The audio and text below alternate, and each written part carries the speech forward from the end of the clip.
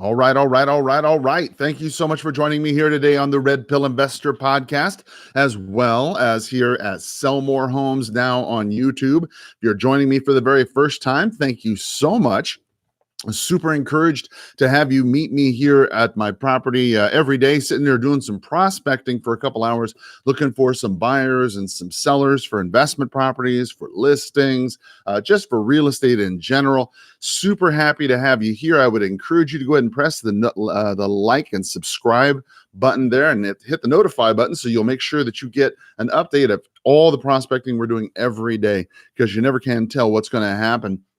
Today, I've got a super lineup for us today. What we're going to do is we're going to discuss the top 10 issues affecting real estate here as defined by the counselors of real estate. Now, the counselors of real estate did a big study and it just came out. And what they're talking about are what are the biggest issues that they see affecting the real estate game going from the rest of 2019. Here it is, June. So, well, I should say it's July 1st already. Holy cow, July 1st, 2019.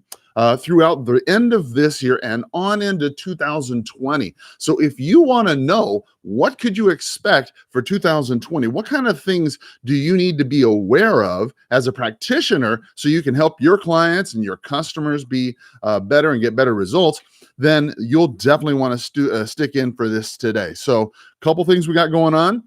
The prospecting that we're always doing, of course, along with the commentary. But before we do that, let's go ahead and take this to the Lord in prayer. Father, we thank you so much for this day. We're grateful for everything you've given us. We're grateful for our health. We're grateful for another opportunity to go ahead and help the customers in our community. Father, we just ask that you bless everything that we do. Multiply and benefit the customers, those who've heard this podcast and watched this video. Just multiply the blessings that people are going to get from this. And all this I ask in Jesus' name. Amen. All right, let's go ahead and press start. Now, as you probably know, first of the month, the end of the month is always the best time to call real estate leads, particularly has been forwarded to an automated voice messaging system. Particularly when it comes to expired listings. Now, if you don't know this, if you're brand new to real estate, you don't know why this is. The reason why is very simple. It is because the end of the month is typically when real estate agents mark their contracts to end, right? So on a listing contract, it may be 3 months, 6 months, a month. I mean, however long the listing contract is, typically the agent. Hello? Hello. Oh, hi. Is this Mr. Reese? Hi, Mr. Reese? Yes. Oh, hi. This is Carl Krenzel. How are you today? Doing fine. I was calling. For you? Yes, sir. I was calling about your property on Vistoso Highlands Drive. Yes. Yes, sir. I noticed it came up as an expired listing this weekend. I was just calling to see what your plans were with that property. Just to rent it out. Oh, interesting. Okay, no worries. And I'm curious, have you already got a tenant for the property? Not yet, but I have an agency that works on it. So Yeah. Oh, I don't imagine. Yeah, I don't imagine that you'd have any problem renting it out. Damn, I missed it. All right. All right. Well, see, on a situation like that, wasn't able to catch him before you hung up. But what you want to try and do on a situation like that, when somebody is saying that they're going to rent it out. Hello? This is Alex Parisi. Leave a message. And Oh, that's not the right name.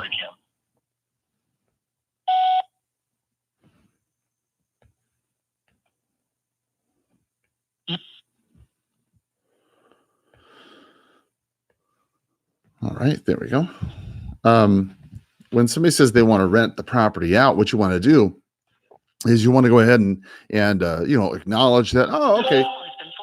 You don't want to fight them about it, right? Because that's what a lot of people will do. A lot of people will say, "Well, gosh, you're dumb. What are you doing?" I mean, don't do that, right? What you want to do is you want to just simply acknowledge that. Oh, okay. I understand. No problem. No problem is always a really good response to that. No problem means that you're not going to fight them. Thank you for calling the locksmith. I know this one's not a good number. Press 1. to schedule an appointment. Hang up. Press Wrong number. Delete that. Don't count it. Resume. And what you want to do, The person you were trying to reach has a voicemail box that has not been. in case you haven't probably figured out by now, I've got 3 lines dialing at once, and so we're going to be going through these expireds very. Hello, Hi, this is Carl Krenzel. How are you? who is this? My name is Carl Krenzel. How are you? I'm fine. Where are you calling? Because Yeah, I was calling about that property on Mountain Laurel. I'm an agent here in town. Is that property still available? yes, Perfect. Okay. Yeah, it looked like it came up, I guess, as an expired listing here the other day. Did you guys go ahead and relist it with Mark, or did you find somebody else? no, it's not expired. Oh, interesting. Okay. Yeah, because it looks like on the computer here that it came up as an expired listing on the 30th. I guess that would have been yesterday. Did Mark let you know that? No, is it showing up expired now? Well, let's see here. Maybe did you guys sign any kind of paperwork extending the listing or anything here recently with Mark? I mean, I'm looking it up right now while we're talking. So, Okay. did you guys sign some paperwork or something here recently? No, it's still on the market. Okay. Well, I'll tell you what. Maybe my computer system is wrong, and if it is, then my apologies in advance. But yeah, because have you got any other calls this morning from other agents or anything letting you know this? No. Okay. Well, I might be No, wrong. hang on one second. Let me. We're talking about the same property, right? The one at 1807 Mountain Laurel, correct? Yes. Okay. All right. Let me just double check Yeah, I here. had a showing. Was it Friday, Saturday? I can't remember now. Well, that's a beautiful property. Yeah. It's a fantastic property. I'm the owner. I bought it in October, and I was 80% sure I was going to sell it. But I remodeled it. I mean, it's incredible, and it's kind of baffling to me that I spoke to someone. It was Friday. Oh gosh. Yeah. So no, I spoke to a realtor on Friday who had seen it on the tour, and she said, it's incredible. I said, I know it is, and I said, it's baffling to me that it hasn't sold because, there's a house down the street that went on the market after a estate sale, and they did nothing to it. Nothing. I mean, they painted it maybe. And Lisa Bayless put it on the market. Hang on one second. Yeah. That's I'm looking at it right now. Yeah. Unfortunately, it expired. Yeah.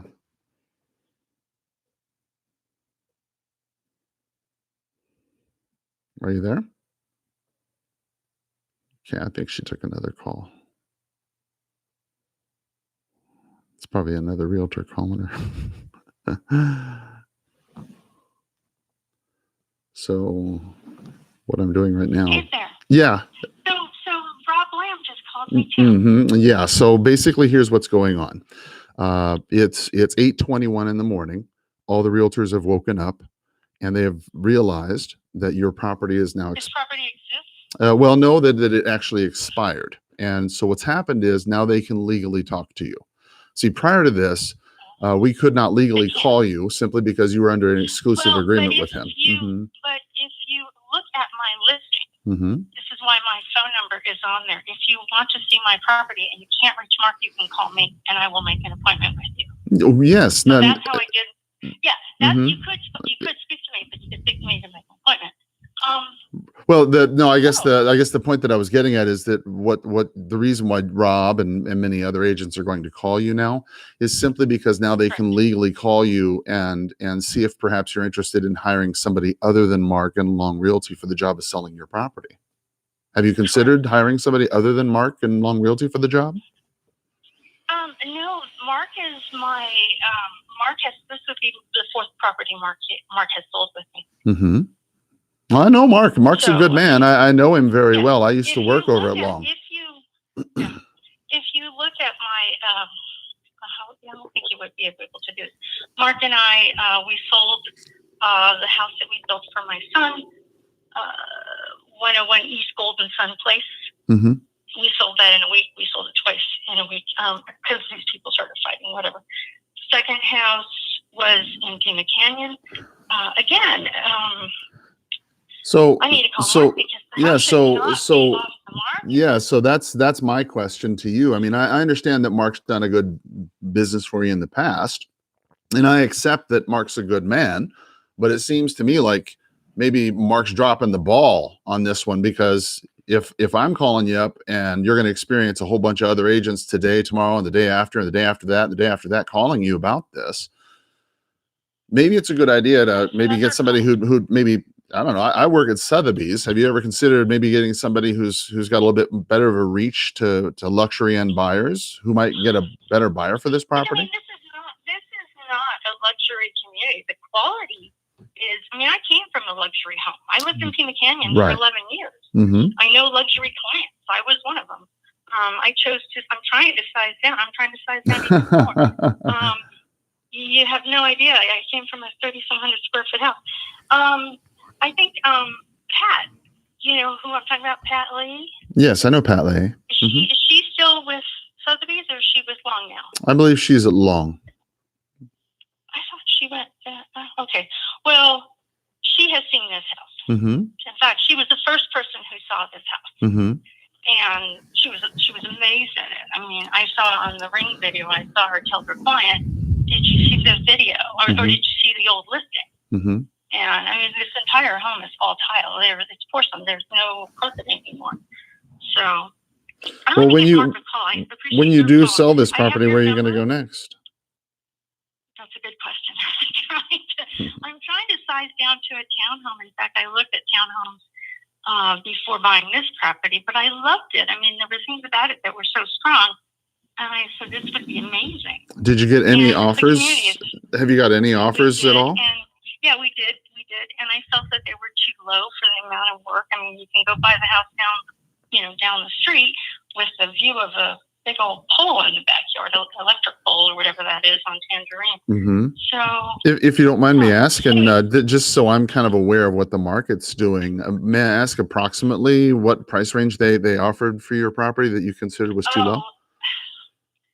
I think they offered $480, $475, something like that. Okay, all right. And I mean, yeah, it was just ridiculous. I mean, I don't have a pool, but I don't think. I mean, the property is big enough to put in a pool. It's big enough to put in a barbecue and flags. I mean, you can do whatever you want in the backyard. Okay. I've already had a pool. I've already had a barbecue. I've already had a fountain. I don't need all that. Okay. That's why this property appealed to me. So. All right. Well, listen, I wish you nothing but success and best of luck to you. Okay. Tell me your name again. Yeah, it's Carl. Carl, Karl. And when you say hi to Mark, just tell him Carl said hi. Okay. He knows who I am. We used to work over there at Long Realty. Carl Krenzel or Carl K. He knows who I am. All right. So, yeah.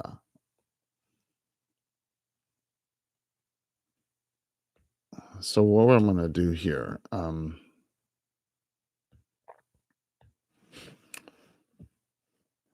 this particular lady bought this property about a year ago, and she's done some work to it, and she put it on the market. She bought it for like I'm looking at the multiple listing history. Yeah, so she bought it in October of 2018 for $415,000, and now here it is, 8 months later. She's done some work to the property.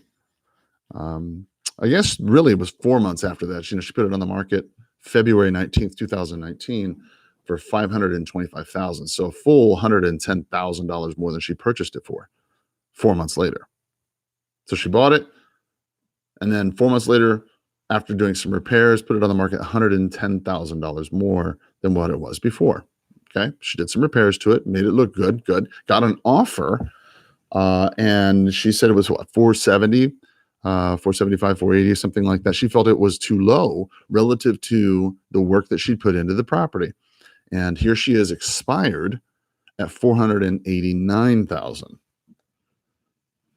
That's an objective lesson for you folks out there when you're talking to people, that you need to accept their first. Many times the best offer you get is going to be your first one.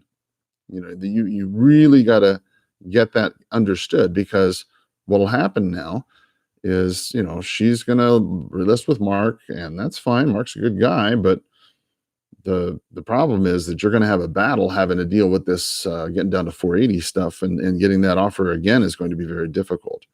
Uh, I was quite honestly, I was surprised to see that she got one at that price, because that's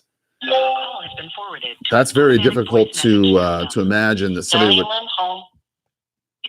somebody would see, as I can, on a multiple listing service. You bought it for 415 or whatever, and they're willing to give you another $80,000 worth of money 4 months later for the property, in reflection of the work that you've done. That's kudos to you. That means you did good work, restoring the property. But I think in this. Hello. Hello. Oh, hi there. This is Carl. How are you today? Who is it? Oh, my name is Carl. How are you today? Yes, I got that. No problem. I might have the wrong number. I was actually looking for the owners of a property over there on 8th Avenue. Is that your property, sir? No, you have the wrong number. Oh, gosh. Okay. I'm sorry. Well, listen, you have a great day, okay? Right. All right.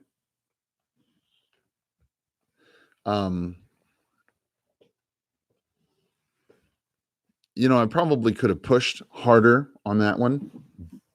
However, sometimes when people have been. Hi, this is Carl Krenzel. How are you? Hi, my name's Carl. Can you hear me okay?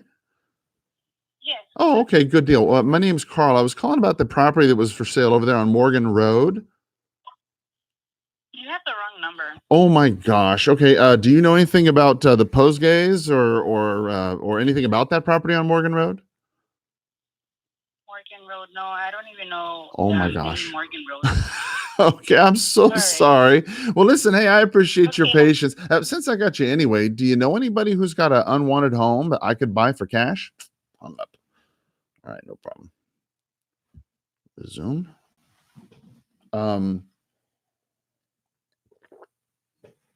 So let's jump into these top 10 issues. Call has been forwarded to an automated voice messaging system.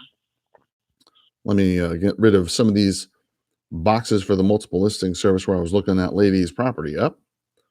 And then we will hop into the news real fast. Okay. Problem with these touch screens sometimes. There we go.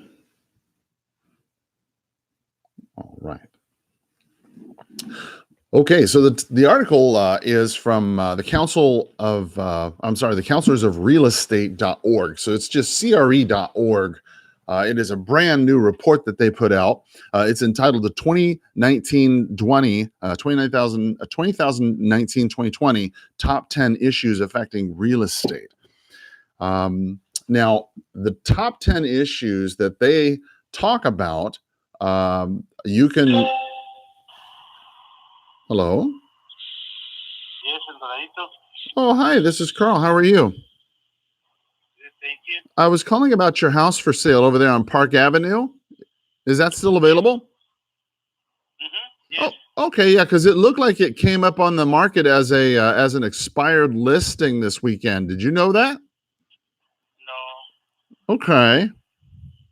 So it looks like you've got, is it a 3-bedroom house on there that has a rental for $1,000? You've got a double wide on there, and then you've got another duplex. Is that right?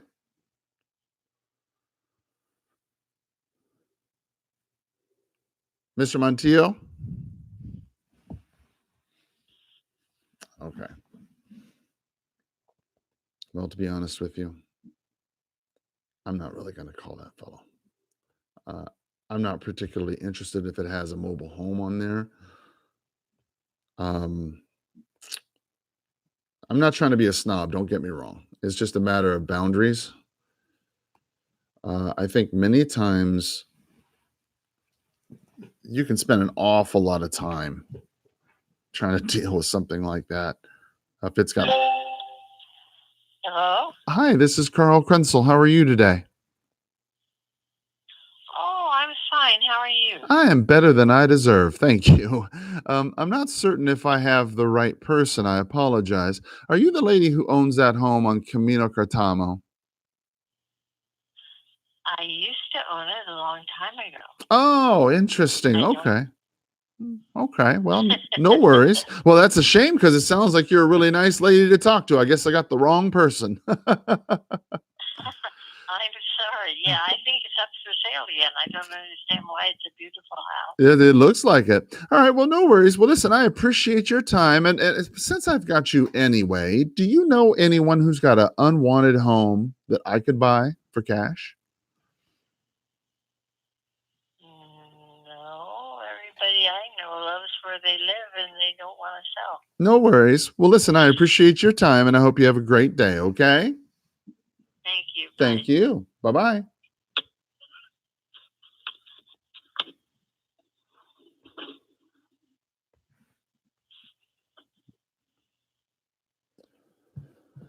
All right.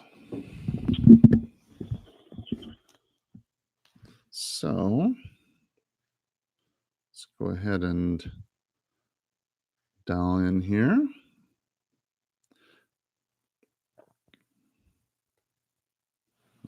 All right. So apparently we got disconnected inadvertently. That's all right. We're going to just dial right back in. All right. So let's get a phone number here. I might want to recommend to you the quote for the day, right? From Jim McKinney. This is a really good quote. It says, half the game is mental. The other half is being mental. Half the game is mental. The other half is being mental. When you think about it, that is the absolute truth about what we do. You got to have that mental fortitude to hang in there when things aren't going well, right? I mean, it's a mental game. It's a matter of having tricking yourself into continuing to go on, and then being mental enough when everybody else is telling you to quit. You have to have that mentality that you're not going to quit and that you're going to keep on going, even though it's going to be painful. So half the game is mental, the other half is being mental by Jim McKinney. So here we are dialing back into those expireds and canceleds again. So let's. Hello? Hello? Let's see here. Make that no answer. I accidentally locked that button there. There we go. Unlock that number. Resume. There we go. So the top 20 issues here. First issue that they've come up in their May 2019 survey, more than half of the responding counselors ranked infrastructure as one of the top 3 issues affecting the real estate industry. Respondents urged that this is not to be. Hello. Please leave a message after the tone. Is not to be put on the back burner, right? Even though it's a chronic issue that gets displaced from public attention. Hello? Please leave your message for 5. Hello? Hi, this is Carl. Can you hear me okay? Hello? Hello? Who is this? Oh, my name's Carl. I might have the wrong number. I apologize. I was actually looking for the owner of a property over there on Lambert Lane. Is that your property, sir? What is the reference? Yeah, no problem. Well, again, my name's Carl. I'm a broker here in town who buys property. I noticed that that property was on the market over the weekend, but I guess it came off the market. I was just calling to see if it was still available, what the plans were with it. At this point, I think we're going to probably stay there a couple more years. I mean, are you making an offer? Is that? Well, no, I'm not making an offer on it. I was curious to see what the plan was with it, though, and so you're saying you're planning on staying there for the next couple of years? Yeah. So at this point, it doesn't look like the market's going to support what we're wanting to do. Mm-hmm. So we've taken it off the market. If we're not interested in listing it with anybody else, but if you have an offer, we would look at that. So, I'm fine with that, and I totally understand where you're coming from. Make sure I understand you correctly. You're saying at the moment you're planning on staying in the home because the experience that you've had so far has kind of led you to believe that the market's not going to support what you're trying to do. But if, on the other hand, I come up with somebody who's willing to make you an offer that could uh, enable you to do what you need to do, then yeah, you change your plans and move forward. Is that kind of what I'm hearing? Well, if we, yes, but again, I'm not interested in listing it with anybody else. Well, that's okay. I'm not interested in listing your home, so that'll make it easy for us. I mean, now we both start on the even plane. I guess I'm just trying to understand that if you don't mind me asking, I mean, without going into too great of a depth, I mean, what specifically causes you to believe that you're not able to do what you need to do? Is it that the house you're trying to buy is too expensive, or you're not able to get enough for your home? Well, yes, I think it's our intention with selling the house was to downsize a little bit, make enough money out of it to come out of and pay for something. Maybe that pay. That we could live with. Yeah. Our list of things to live with in looking what was on the market, and we found a couple of things that were along the lines of fixer uppers, which is fine for us. However,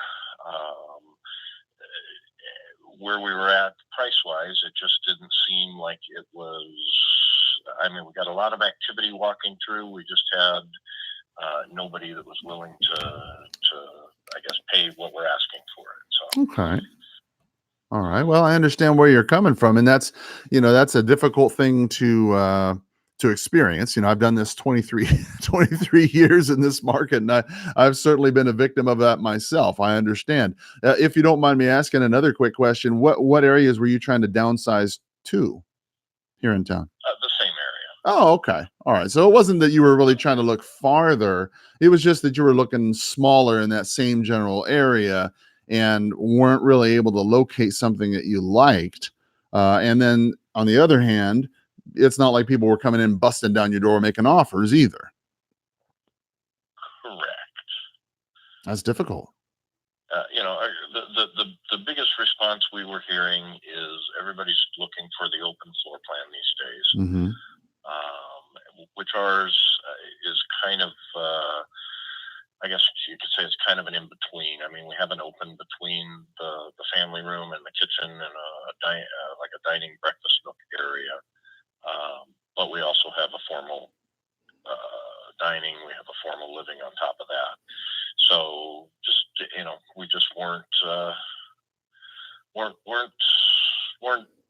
getting, we didn't get any offers. So, and I'm sorry, I don't and we mean. probably had 40 people go through it. So. Oh, I totally believe it because of the location. I don't mean to be rude. My name was Carl. I never did get your name. What was your name again? It is John. John. Okay, John. Well, John. And sorry, I was a little apprehensive because it sounded like sounded like a recording. Yeah, don't even worry about it. It's no sweat at all. I've done this an awful long time, and I don't take anything personally by it.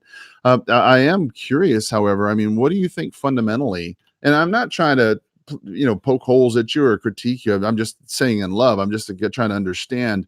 What do you think fundamentally is going to change in, say, a year or two when you approach this problem again? Well, part of what changed was our situation. Okay. I had expected not being able to stay where I was at work-wise. Okay. That has changed. Mm-hmm. And so therefore, I figured we'll kind of revisit it in about 5 years when I'm looking to retire again. Well, God bless. That's awesome. Well, good for you, John. So am I hearing it a situation? The main thing that the main thing that kind of drove this was I was thinking along the lines of retirement, Mm-hmm. and so it looked like it was something that might be possible. And I guess, from the perspective of, I don't have to do it now, so we'll wait. Well, you sound like you're in reasonably good health, and you sound like you're a reasonably young man. I mean, so it doesn't really seem like you need to retire, especially if you can work for another 5 years. Yeah, well, that's the plan at this point. So we'll Good. see. Okay, good. All right. Well, listen, John, I really appreciate your forthrightness with me. It certainly makes it a lot easier for me to understand if I can help you at all or not. And it doesn't really appear that I can, and that's fine. Since I've got you here anyway, John, you've been a really good sport. Do you know anybody else here in the Tucson area who might have an unwanted home that I could buy? No, not off the top of my head, no. Okay. Well, listen, John, I wish you nothing but success and God bless you. Okay. All righty, thank you. Take care, John. Have a great day. Bye-bye.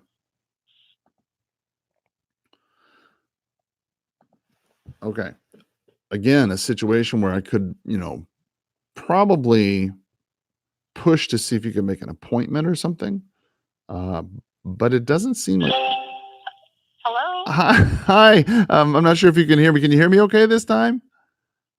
Yes, I can. Oh, good. Sorry about that. My phone was acting up a minute ago. My name's Carl. I'm a broker here in town. I was calling about a property you had for sale on Westmoreland. Is that still available, or did you end up selling that, or whatever happened with that? It is, matter of fact, it's going back on the market as we speak. Hallelujah. Paperwork. Hallelujah. And I am giving a $10,000 bonus to any agent that brings in a buyer. Outstanding. Outstanding. And may I ask, is it going back on the market with Joy, or is it with a different agent? It's my home, and you did call Joy. Oh, well, So perfect. Well, then that makes it easy. All right. Awesome sauce. Okay, cool. Well, Joy, well, then I appreciate it. As a matter of fact, I think I drove by it just the other day, I think. So it looks awfully familiar to me. I was out in that neighborhood. There was a property a fella had for rent. I want to say it was over there off of, 119 Westmoreland or something like that. It's like it's like two houses, but it's really split up into three. And it's a real mess. And I was over there looking at his house the other day, and I could have swore I saw your name on that sign. You got your name out there? I have both of the properties, both of them that are on the corner. So there's one on Westmoreland and one on Franklin. And then I just listed another one on Estrella. Okay. Off of Grant and Glen. Okay. So, but all of them have bonuses. Right on. If anybody brings in a buyer, so if you can think of anybody. Well, Joy, I certainly will. And since I've got you here anyway, I know you've been in the market here for a good long time as an agent. It's certainly as long as I have. Do you know any of your clients or anybody offhand who's got an unwanted property that they would just want to sell for cash? Matter of fact, well, it's a commercial property. I'm meeting with the owner on Thursday, and it's mainly like for an apartment complex or something like that. Okay.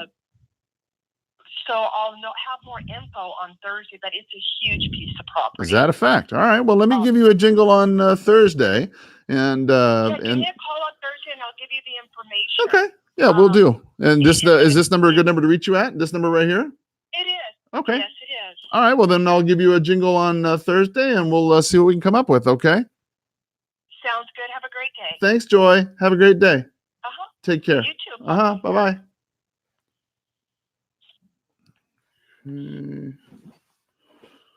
All right. So, boom. Yeah, this 3 at a time dollar makes it difficult to go through the top 10 issues. So I apologize for that. Certainly, if you're a broker, real estate agent, prospecting, you definitely want to call. And when you call and you come across other agents who are in your marketplace, talk to them and ask them if they know, because they're out there prospecting too. And there's no reason why we can't work together. I'm here in the Tucson area. If you've got a real estate piece of property, I know many people here watch the show here in Tucson, and I appreciate you for watching it and sharing it on your social media. If you've got a real estate lead here in the Tucson area, then certainly feel free to comfortable to send it to me, and I'll be happy to work with you on them. But realistically speaking, I mean, if you're in your marketplace, that's something you need to consider doing, is talking to the agents who are in your marketplace, because they're in the flow just as much as you are. And it's certainly a good idea to talk with them. 2 0 6 4 7 All right. So the top 20 issues is that infrastructure was number one, right?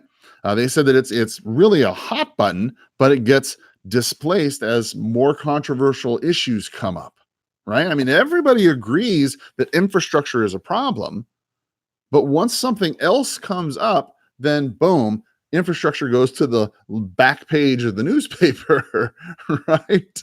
So what they're talking about is the Council of Residential the CRE basically is saying that they need that people need to really understand the importance, if you will, of how important it is to repair and modernize our infrastructure. Roads, bridges, tunnels, railways, airports, the power grids, storm water, Hello. No one is available water. to take your call. Please leave a message after the tone.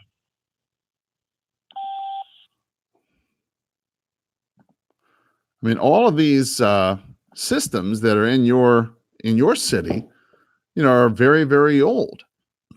Bridges, railways, waterways, stormwater. It makes it difficult because when the infrastructure starts to crumble, it begins to thwart the economic growth.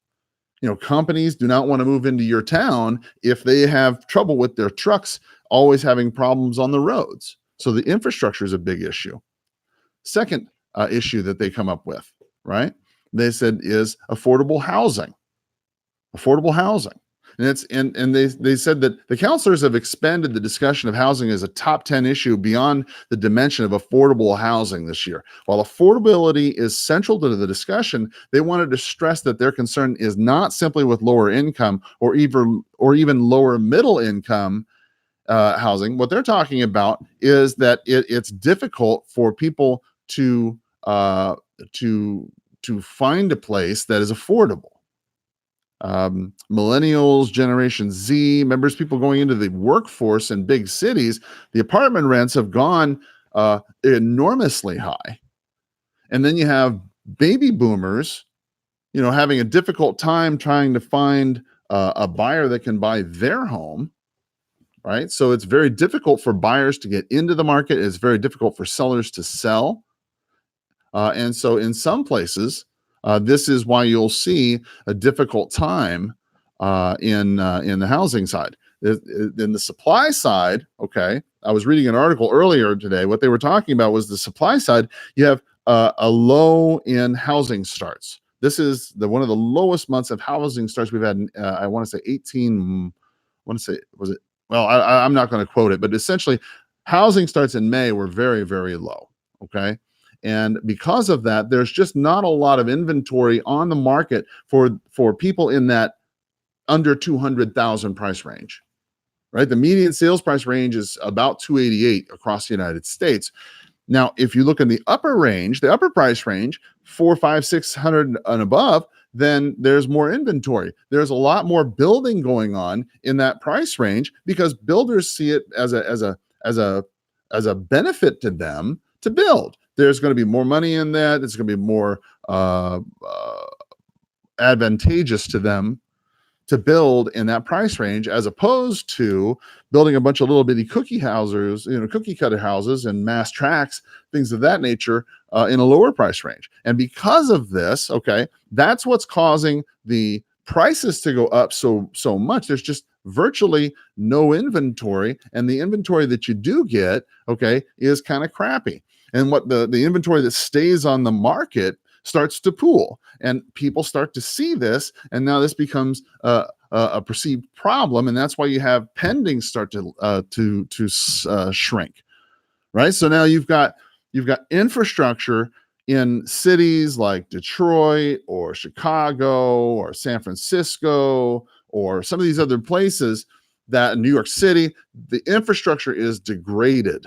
Okay. And because of their political policies, many times you'll see that the companies themselves will not want to build, buy, or stay in those places. And when the companies themselves leave, that causes a problem in the city, and they don't have any more money to people to tax, and it's harder to raise the infrastructure.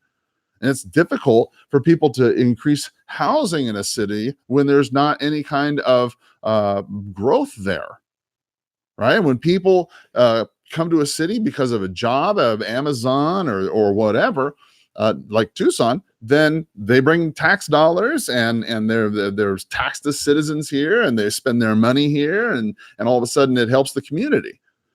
But if you can't fix your infrastructure, you can't fix your roadways, you can't fix your affordability where their workers can come and stay. I mean, San Francisco, Silicon Valley, that whole area is a prime example of this. You know, the infrastructure is a mess. People are either, horrifically rich or horrifically poor. As what is it, Skid Row? I mean, good gracious, in LA, holy cow. They mark down 3 weather and climate related risks, right? For many investors, they can no longer rely on historic performance to predict future returns. Climate risk has emerged as a new and likely permanent aspect of fiduciary duty and what it means to assess, disclose, and manage these risks for real estate investments. Increasingly, investors are demanding that climate risk be assessed and factored into future return projections and day-to-day decisions. One counselor notes, whether it's coming or not, it is affecting investment decisions. Now, here's where they're talking about. Okay, they're not necessarily talking about climate change or global warming or anything like that. What they're talking about is weather and climate related events present physical and operational risks for real assets, both in terms of acute risk from hurricanes, flooding, wildfires, landslides, and extreme snowfall, but also chronic risks from sea level rise, drought, heat waves, water scarcity, and food security. For the real estate industry, these risks provide new opportunities and additional challenges.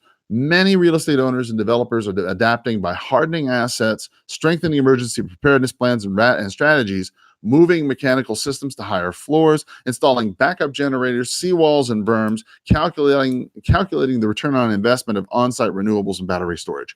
Now, here's what that means to you in a practitioner level, okay? If you live in an area that has an awful lot of, like in Arizona, okay, if you live in an area that has an awful lot of monsoon activity, like we do, like this time of year, you're going to see a lot of extreme heat, right? It'll be 110, 112 during the day, and then in the afternoon, you're going to have some violent afternoon weather. You're going to have some violent rainstorms, right? These rainstorms will have lightning and possible flooding in areas. And that can be of critical importance to somebody if they're living here in Tucson, let's say out by 3 Points in the southwestern part of Tucson, out by the Casino del Sol, the Indian casino out there.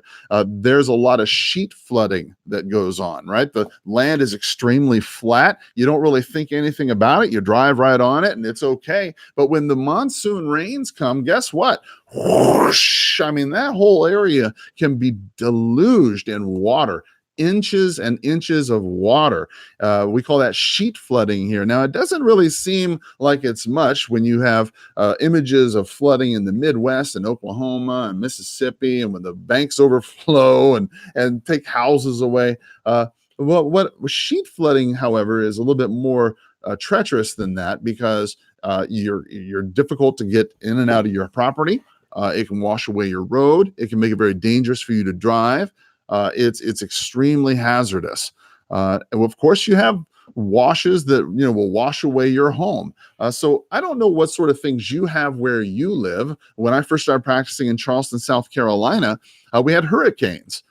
We always had to be aware of hurricanes. And when you're selling property in a certain area, you need to let people know of a flood zone or of a hurricane possibility, or receding sands, or I'm sorry, soils, or things of that nature.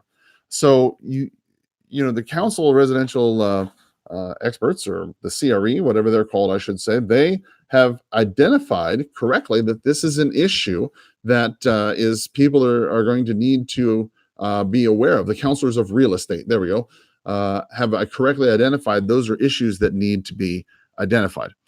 Let's go ahead and move on into the for rent by owners. We've already called all of the expireds and canceleds that came up. There was about 52 of them.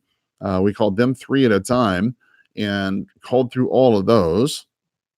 So now we're going to go ahead and call into the for rent by owners.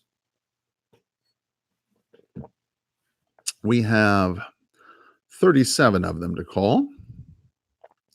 Press dial.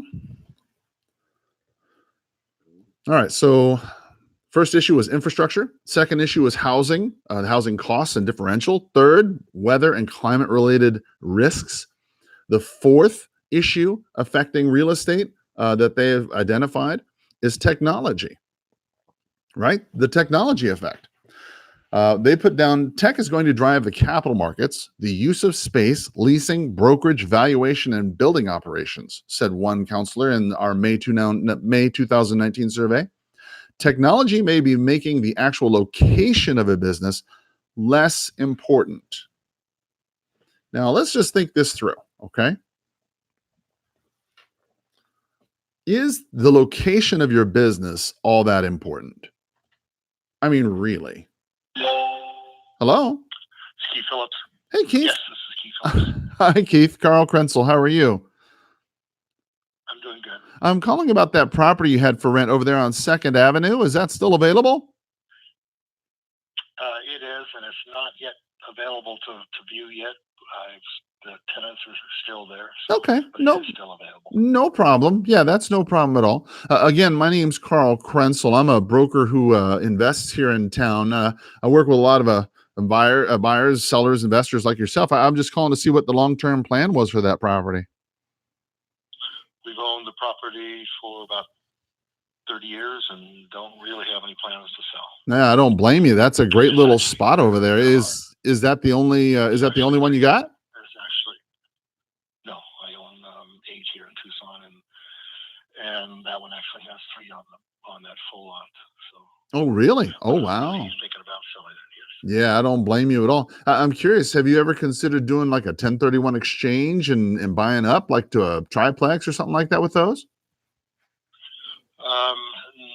Well, we're considering a 1031 to buy some properties in Colorado. Oh, okay.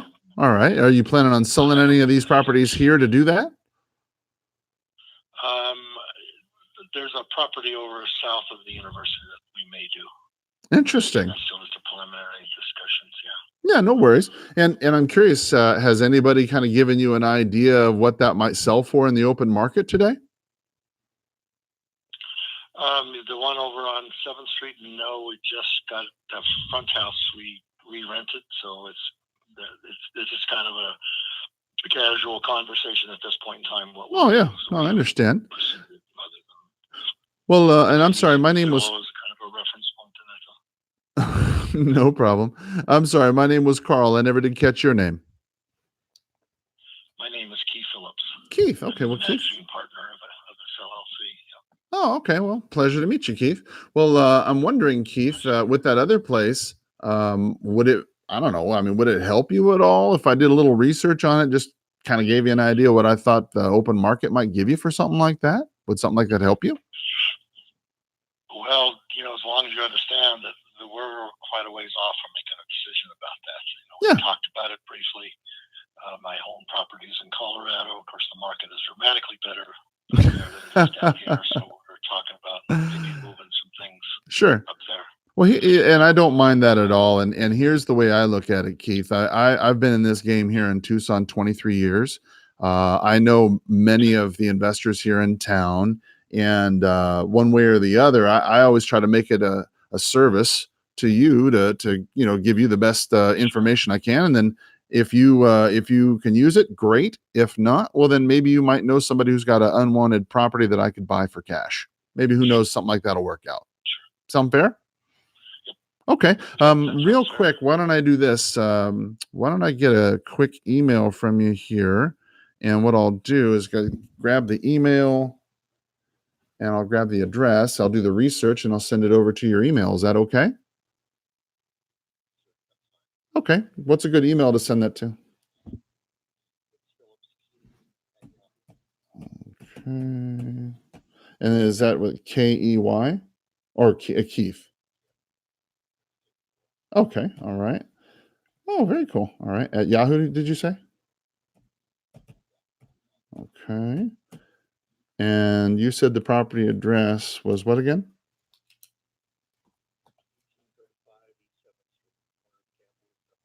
Okay.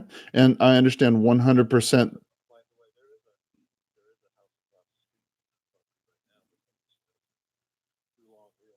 Okay.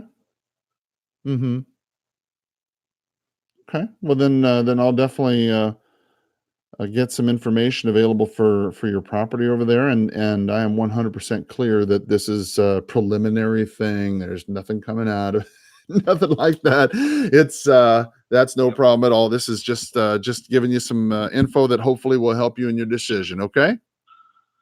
Sure, that'll be fine. All right. Well, I appreciate you taking my call today. Okay. You're welcome. You have a very wonderful much. day, sir. I'll wait to hear from your email. Yes, sir. Okay, Thank you. Bye-bye. Bye-bye. Bye-bye. Okay. So let me make a note of this. Let's see. East. Okay. There we go. Now, what you want to do is close that. So let me save the note. And then we want to close the note right here. Okay. So one of the things that I think is critically important that you do when you talk to somebody like this, when you're asking them, hey, do you know of anything else, anybody else, something like that, right? Like we had talked about with this fellow here. Just take it very smooth, right? He's like, well, I don't know if we're going to do anything with it or whatever. See, I understand. I understand is always a good way to put it. Okay. Make it very non-threatening because people move. Hello? Hi, is this Marianne? Yes. Oh, hi, Marianne. This is Carl Krenzel. How are you today? Good. How are you? I'm better than I deserve. Thank you. I was calling about a property you had for rent over there on Seneca Street. Oh, yes. I believe it's rented. Oh, okay. I'm waiting to collaborate with George. Okay. Is it okay to call you back if it's not rented? Yeah, that's fine. Actually, I was just calling to see what I'm a broker who invests here in town. I was just I work. He's an experienced landlord and has been in real estate his whole life, and so he would not be interested in seeking out a new real estate agent. He has his own agent. Well, that's good because that's not what I was calling and it. most landlords would be. Oh, okay, sorry. I mean, you would not believe how many cold calls I get. Asking to sell the property. And it's like, come on, people. Experienced landlords. Well, do your research, look on the assessor page. How long has he owned it?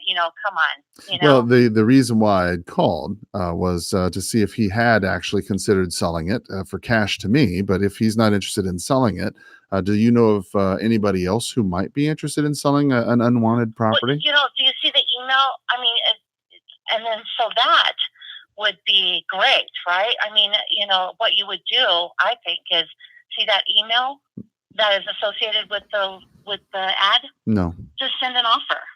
If you really are serious about an offer, send one. And well, I'm actually very. You never know. Yeah, no problem. I'm actually very serious about an offer, but I don't tend to make offers just out of the blue because obviously I don't know anything about the property. Well, you wouldn't buy. The information about the property is all online. Well, that's true. You wouldn't. Let me ask you a question. I mean, this is non-related, of course, but I'm curious. Would you buy a gallon of milk that you just saw on the shelf, or would you want to check it and make sure? Would you check? If I was serious about making an offer about a property, I would research the property first. And that's why I was calling to see if I still like the property, I would make an offer. But I wouldn't bother the leasing agent. Well, I didn't realize you were the leasing agent for one, so that's my bad. All right. My bad on me. But listen, I appreciate Well, you. and I you hope know, you have and a great day. and it's, Okay. Don't I worry. mean, no, but do you see what I mean? So what questions can I answer for you None. about the property? You can answer none for me, Marianne. But I appreciate your Okay, time. because I think you really wanted to list it for No, sale. I don't. Trust me. That's The what, last. and you would not believe Trust me. how many Trust me. calls we Trust me. get. Believe you me. The last thing I want is a 1-bedroom, 1-bath, 660 square foot listing. Oh, well, you didn't research the property at all. So it's on a parcel with 8 units. Yeah. See, there we go. So it looks like it's just a mixture of information. Okay. You really, before you cold call people, do your research. Marianne, you even know me, Marianne. You know me personally. I don't know why you're even talking to me this way, but that's okay. You have a great day. Because you're the 10th call I fielded, and I'm a busy person. It's frustrating. Okay. Well, listen, you have a great day. Take care. Bye-bye. Oh, agents. It's so tiresome sometimes. You know. Hello, this is Mariana. Hi, this is Carl Krenzel. How are you today? I'm doing good. Who's this? My name is Carl. How are you, Mariana? Carl. I was calling about your property that you had for rent on Tar Heel Place. Is that still for rent? It's still for rent, yes. I don't have a contract yet. Okay. I have people looking that are going to come to look at it today. Okay. Would you like to look at it? Well, actually, I'm a broker here in town who buys property. I was calling to see, I work with a lot of investors and owners here in town. I was calling to see what your long-term plan was with this property. Oh, this is an income property. We're just going to keep it. Yeah. About how long have you folks owned this property? Have you owned it as an investment property for long? This was our property where we raised our girls, and so now we moved on to another property. Oh. And now we're just renting it out. How nice. Okay. Do you have any other rental properties? I have one more. Yeah, and I'm fixing another one up. Oh, wow. Okay, great. And I'm curious, Mariana, when was the last time you had an appraisal or market analysis done to see what that property is worth? The one that yeah. Yeah. That was last year, and it came back to 295. I'm wondering if the equity position was right, would selling that property be an option for you?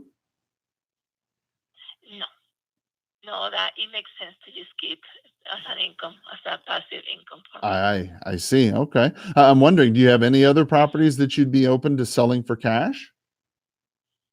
Probably not. I'm trying to do the same thing and finding opportunities, to buy for cash too. Yeah, and I guess if we're in the same boat. Yes, ma'am. Yes, ma'am. Yeah. All right. Yeah, all right. Well. Property hidden. Yeah. All right. Well, Mariana, I appreciate your time. You have a wonderful day. Okay. You too, sir. Thank you. Bye-bye. All right. Okay. Let's see here. Technology effect. Hi, this is Carl Krenzel. How are you today? Hello. You're calling from where? Oh, yeah. My name's Carl. I was calling about that property you had for rent on Deer Dancer. Yeah, that actually got rented. Oh, okay. All right, no worries. Well, listen, I'm a guy who buys property here in town. Also, do you know of anybody else who's got an unwanted property I could buy for cash? No. Okay. All right. I mean, I'll sell it to you for the right price. I appreciate. How about 500? I appreciate that, Justin. I appreciate that. If I did that, I'd be out of business in a week, though. I'm just, you're interested, so I figured I'd make you an offer. I appreciate your humor, Justin. I appreciate it. That's no problem at all. All right. Well, listen, you have a great day today. Okay. Thank you. Thank you. Yes, sir. Take care. Bye-bye. All right. Resume. This is the half of the game right here where it's mental, where you can't. Hello? Hi, this is Carl Krenzel. How are you today? Pretty good. I was calling about that property you had for rent on Prince Road. Oh, we've already rented it. Oh, okay, no problem. Well, hey, since I got you anyway, do you know anybody else who's got an unwanted home that I could buy for cash? Oh, no. Not right now. Okay, great. Well, listen, I appreciate your time and I hope you have a great day, okay? All right. Thank you. Take care. Bye-bye. All right. Whew. Technology effect. Point number 4, right? Said it's no surprise that technology. Hello? Hello? Who is this? Oh, my name's Carl. I was calling about that house that was for rent on Vistosa Highlands. Is that still available? Oh, hi, yes. Yes. This is Vic. I am the owner. Okay. And my wife and I, we own it. And actually, I'm driving right now. Oh. And I can speak. I'm not distracted at all. So I just wanted to let you know it is occupied right now, Paul. Okay. And did you send me an email? I'm sorry. No, I didn't. I was actually calling about that property. I'm an investor, a broker here in town myself. I work with a lot of other investors and homeowners. I was just calling to see what the long-term plan was with this property. What are y'all planning to do with it? Well, it is. I have it for last 7 years, actually almost 15 years. Wow. No, not 15. Actually, 13 years actually, and half of the time it is rented. So the last 7 years of that 13 years, I lived in there 7 years, and 6 years, and 7 years it has been on rent. Wow. So, technically, Paul, technically it is rented. So I'm not interested in any sale or buyout. No problem. I'm curious. Yeah. I'm curious, Vic. Is this a property that you ended up? Has it always been this way, or was it just something that you kind of ended up with over circumstances? Did you buy it with the intent of renting it out? I have lived. It was my residence. It was my residence for 6 years, and for the last 7 years, I have rented it out. So I live elsewhere. Okay. All right. Great. So, Do you have any other rental properties? Yes. I have in Midwest. I have a couple. So that's where I lived. So I still own some rental property there and some. Well, Vic. And I have some farmland on Shared Rubber in Koji. Well, the reason why I asked, Vic, is have you ever considered doing a tax deferred 1031 exchange on your property? So maybe you could use that money to buy something bigger, like a triplex or a quad or something like that. What do you mean by 1031? Yeah, so I'm just guessing because I'm an investor too, and I've had this problem where you have a property here and you have a property over there and you have a property out of state, and sometimes it's a little bit difficult to manage all that stuff. And what you can do, there's a provision in the tax code that you can sell those properties that are income properties, and the money that you make from it, the capital gains, is tax deferred, and you can take all that money and put it into say a triplex or duplexes or something like that in town where where you are or wherever you want, really. And it's just the way that a lot of investors, smart investors I know, what they do is they take that as a way to grow their money instead of having a bunch of little bitty greenhouses in Monopoly. Well, then you just tax defer a way to buy a hotel, so to speak, in the Monopoly game. You know what I mean? Right. So what happens to my existing property? Yeah. So essentially, it works on whatever properties you want to work it with. I mean, if it's an investment property, so let's say the Vistosa Highlands place, let's say, and then the other place in another state you mentioned, I think it was in, what was the other state? Kansas. Kansas? Right. What part of Kansas? What part of Kansas? No kidding. I'm from Hutchinson, Kansas myself. Okay. All right. Well, anyway. So I went to Pittsburgh State. I graduated from Pittsburgh State. Is that a fact? Okay. Well, good deal. Okay. Well, let's say that you wanted to sell your property in. Let's say you wanted to sell your property in Kansas, and let's say you wanted to sell this property in Vistoso Highlands, right? So what you would do is you would go ahead and list your property for sale. You get them sold. The money would go to what's called an exchange, a 1031 exchange person. They would hold the money for you in a trust. And then you have a certain period of time to find the property that you like. Let's say it's a triplex, let's say, right? That you like here in Tucson. And let's say you made, $100,000 out of the Vistoso Highlands place and another $100,000 out of this other place in Kansas.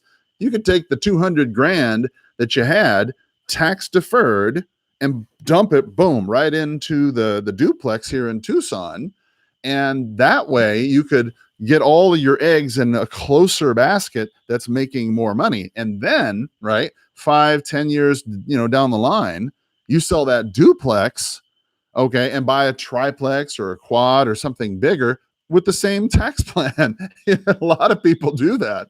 And that way you can, instead of having all these little bitty houses all over the country, you can have a bigger place, central to where you go. And it's, you can Google it if you'd like. It's called 1031 exchange, 1031 exchange.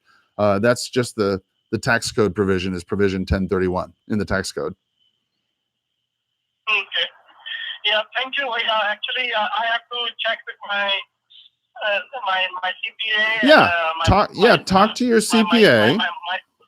Talk to your CPA I don't want you to make any decisions or anything like that, but definitely talk to your CPA about it, and then they'll tell you all about what I'm telling you about. They'll back it up, and then let's do this. Let's talk again, and then maybe we can figure something out that might make sense for you. Would that help? Yeah. Well, I'm not too much excited about this, Paul. Actually, the main reason is because I have been very fortunate that my both properties are back to back, always occupied. Okay. I have no trouble finding anyone. The moment that is, you find that out already when I picked up the phone. When I picked up the phone, Paul, did you send me email for rental? That's how bad it is.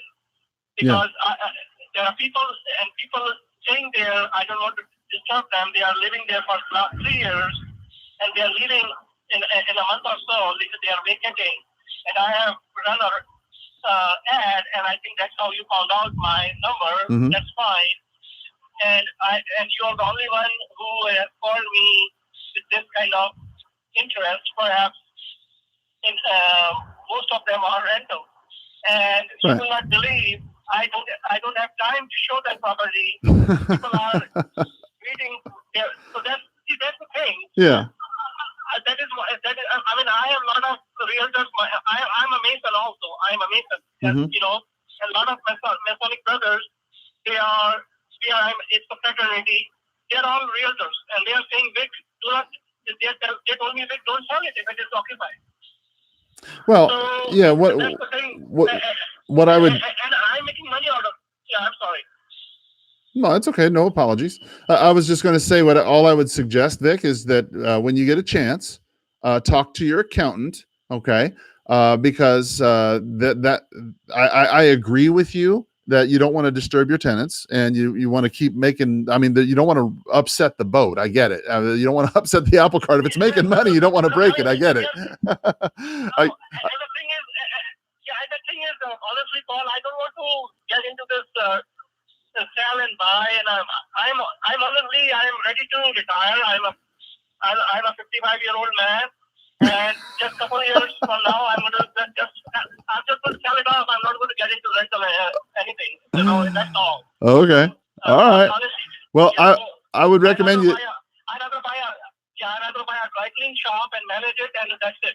Okay, no problem. Well, listen, Vic, I would highly recommend you talk it over with your accountant. Just tell him that some crazy guy on the phone called you up about a 1031 exchange. Could you please explain it to me? Because honestly, I think you could honestly get to that place in your life the way you want to pretty easily with a lot less stress. But just check it out with him, okay?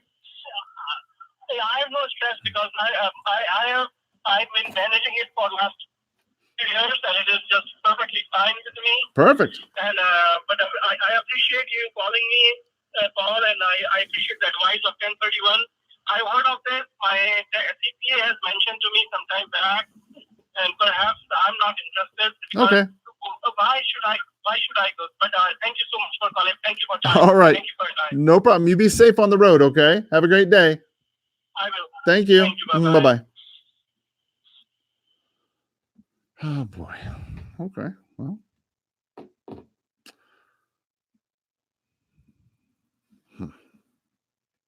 Back to the dialing. All right. Let's see. Number 4, the technology effect. It's no surprise that technology is a top 10 issue since it affects nearly every area of our life, and the business of real estate is no exception. Hi, this is Carl. How are you today? Good. I'm not sure if I have the right place. I apologize. I was looking for the Rescones. They own some property over there on Budmore Terrace. Is that your property? Oh, yeah, this is fun. Oh, okay, great. I noticed it was for rent. Is it still available for rent, or did y'all fill that vacancy? Yeah, we're actually in the process of completing it. Okay, all right, no worries. Well, since I got you anyway, do you know anybody else who's got an unwanted property that I could buy? Oh, I don't know, but we're not selling our property. Well, no, because you've rented it out. No worries. Yeah. but Have a we're great never day. selling it. Thank you. Take care. All right. Hello. Please state your name after the tone. Right. Hello. Please state your name after the Not gonna do that.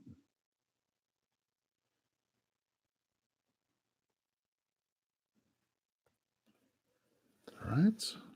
Down that again here. All right. So This is James. hey, James, this is Carl Krenzel. How are you today? I'm all right. How are you doing? I'm better than I deserve. Thank you. I was calling about a property you had for rent over there on Tucson Street. Is that still for rent or? No, actually, it's not. Oh, okay. All right. You ended up renting it out then? I did. Yeah. Okay, cool. No problem. James, since I got you here anyway, do you know anybody who's got an unwanted home that I could buy for cash? Not that I know of. Okay, no problem. Yeah. Well, I appreciate you taking the time to think about it. You have a great day. Thank you. All right. You too. Take care. Bye-bye. Bye-bye. Okay. Hello. Please state your name after the tone. Let's see here. Not interested. Let's see. No answer. Resume. There we go. All right. Trying to get to this news, but this 3-ring dialer thing makes it a little bit harder. Let's see here. 4340 is not available. At the tone, please record your message. Okay.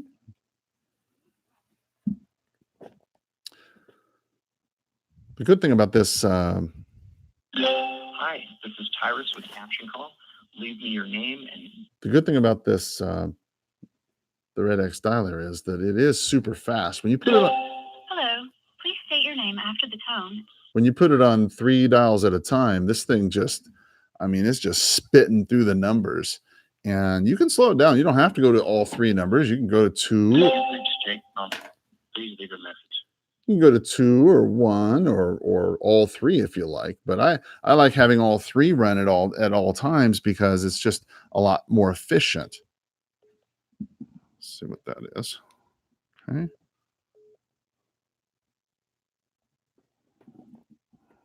Right. All right. So let's see. Back to the technology effect. Okay. So a couple things that you need to be thinking about. Okay. You have operational technology. Okay. And you have the Internet of Things. You got a couple different things going on. All right. And this is what they're talking about in this article. Okay. So technology in the houses themselves, okay, the operational technology, the technology that's available, has been kind of left behind. All right. And when we're saying operational technology, what we're talking about is things like HVAC, elevator lighting, parking, computer service, things that need computer servers, operating systems, protocols, LAN, local area networking, remote internet access, things like that. When you've got something that has a system that requires that, okay, and if the system doesn't have it, then that system's behind the times. So, for example, brand new properties, these days are coming out with a lot of this Internet of Things. You've got the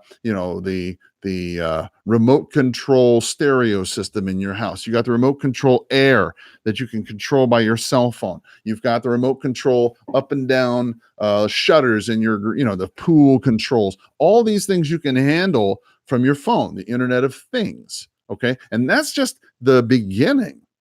All right, think about the house itself, the operational technology that needs to happen, the air conditioning technology, the elevator systems that cause the shutters to go up and down, the lighting systems that go on and off in your pool, all this through your cell phone, right? And the cell phone has to kind of work with the internet and the Internet of Things that are being built. Now, along with that, okay, you've got digital twins, artificial intelligence, blockchain.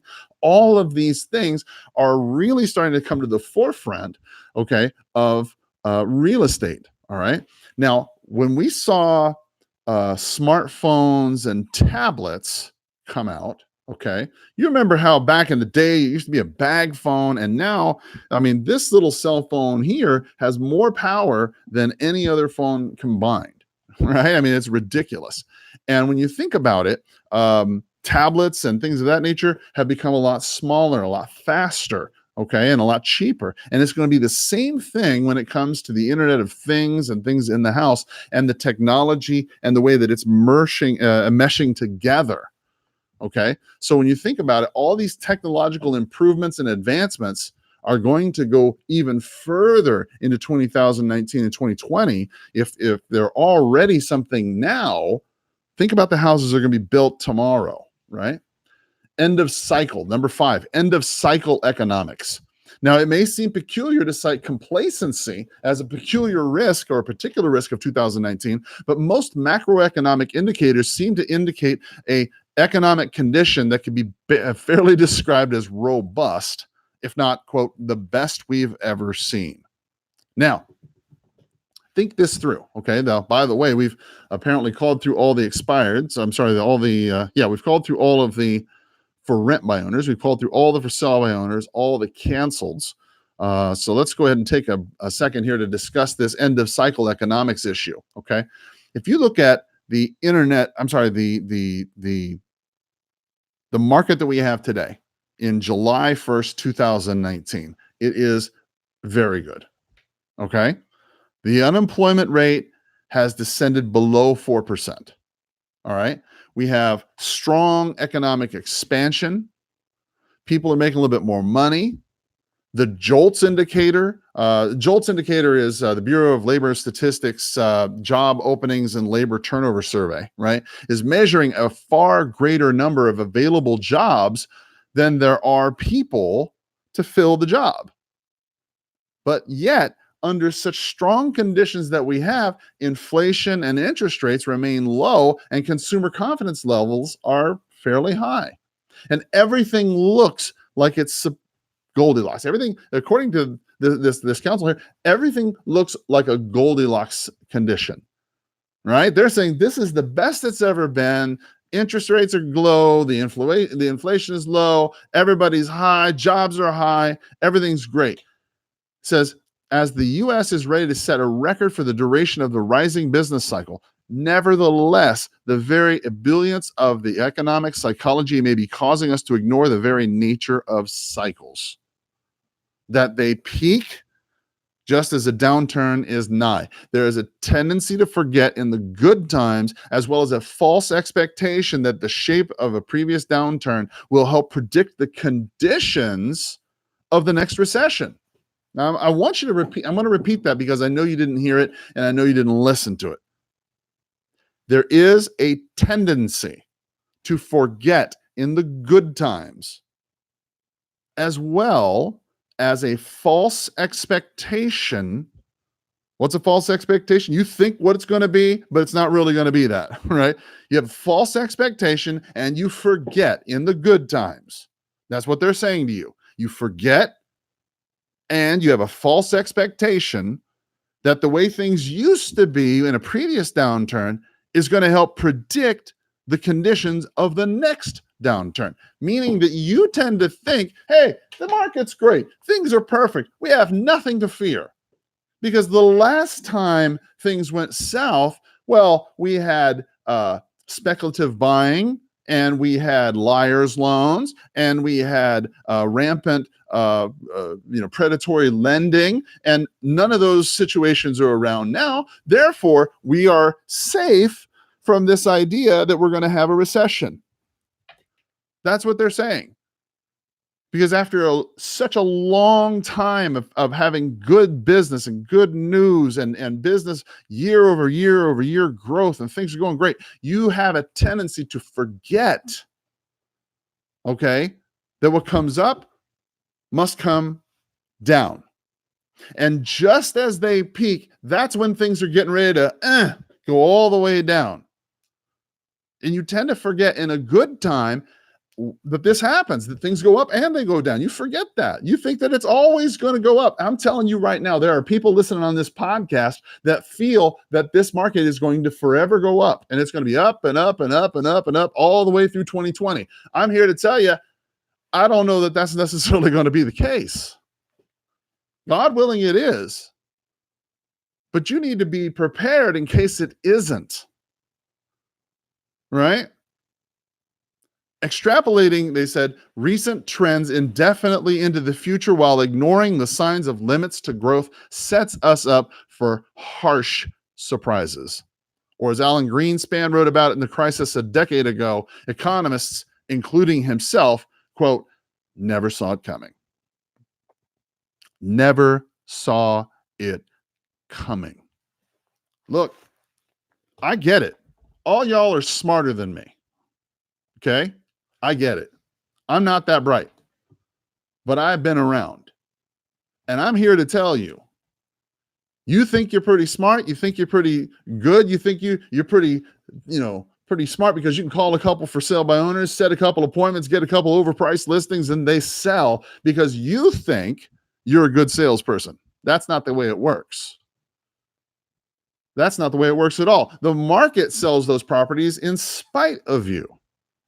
In spite of your overpricing, the market sells that property. Don't tell me that you are single-handedly responsible for this market or this property selling, because if you're going to tell me that the market, you got them that property and all this and all that because of your great sales skills, well, then you're going to have to take responsibility for it when it goes down. If you're going to take credit for the market when it goes up, then be prepared to accept responsibility for when it goes down. Either you understand that or you don't. If you don't understand that fundamental point, then you need to get real clear on that. Real clear that you are not responsible for this market. The market is what sells the property. You as a real estate agent, as a wholesaler, as an investor, you're the one who brings the people to the equation. You're the one who brings them.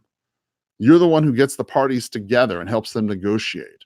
By the way, we're calling for sale by owners in the background. If you hear the bell go off, that's why.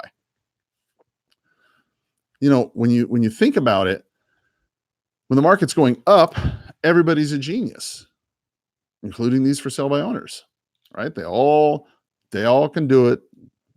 They all do it themselves. Easy. I've sold 100 homes myself. I've sold a dozen homes myself. I've never used a realtor. Those are all the kind of objections you're going to hear. Don't take that personally. because you're not looking for that guy. You're looking for that guy or gal who is like, you know what, I got this problem property, I need to sell it. Now, I'm not saying that you shouldn't go out and try to make business happen. No, you should. But you have to understand that you're not trying to. Hello? Hi, Miss Carpenter. No. Oh no, I might have the wrong number. I apologize. I was looking for. That's my parents' name. Oh, okay. Well, I was actually looking for their property over here on Prudence Road here in Tucson. It was for sale by owner. Is that still available? No. Actually, we already found somebody. Oh, perfect. Okay, no worries. Well, listen, since I got you here anyway, do you know anybody who's got an unwanted home that I could buy for cash? Unwanted home? Mm-hmm. Not really off of the top of my head. Okay, great. Well, I appreciate your time and have a great day. Thank you. Take care. Thank you. Bye-bye. Okay. All right, keep on dialing. Look, this is just a part of what you do. Okay? Calling people every day is just a part of what you do. This is not everything you do when it comes to real estate lead generation. Right? You do this every day so that you can hopefully find that one or two people who are thinking about doing something that day. Hello. Hey, this is Carl Krenzel. How are you today? Good. How you doing? I'm better than I deserve. Thanks. I was calling about your house for sale. Is it still available? It is. Okay, great. No problem. Well, I'm an affiliate over here with Sotheby's International Realty. I'm a broker over here. I was calling because I work with a lot of buyers and sellers here in town. I was just wanted to see what I could do to help you with that place. You can find a buyer. Outstanding. Okay, well that's what I do for a living. That's at $325. Be willing to pay for buyer agent's compensation. So okay. At what the listed price is. Okay, great. All right, no problem. Perfect. Well, I appreciate you doing that. That's certainly what I do for a living. So I'm curious. Sure. I'm sorry. My name was Carl. You said this was Mr. Sheldon? No, my name's Josh. I'm helping Mr. Sheldon sell the house. Oh, interesting. Okay, no problem, Josh. I'm curious, Josh. Are you a family member or an agent or family friend? Oh, okay. All right, no worries. Are you living at the property right now? No. Okay, no problem. I helped him post it online, and he's an older gentleman. So Oh, I got you. I got you. And Craigslist and all that. No worries. Yeah, I understand. I got my phone number on there. No problem. I understand. But, to verify the listing, that was a pain in the butt. Yeah, and I'm sorry. You said your name was what again? My name's Josh. Josh. Okay, Josh. No problem. Josh, I'm curious. Do you happen to know offhand about how long Mr. Sheldon might take before he'd consider interviewing another option for that job or for another agent for that job, selling that property? Yeah, he probably would not. Well, I know he probably wouldn't, and God willing that he's able to sell the property himself. So if he doesn't sell it, he's just going to rent it anyway. So. Oh, really? Interesting. Okay. Yeah. Uh-huh. So I'm wondering, you noticed that the price was $325. Is that what you said? Yeah. Okay. May I ask how you all came to that price? What was that? May I ask how you all came to that price? That's just something he came up with. It appraised for near that price. Mm-hmm. So and if somebody wanted to move in there and close in, let's say, 30 days, would that pose a problem for him? I mean, does he need time to move out of there? No, not at all. Actually, he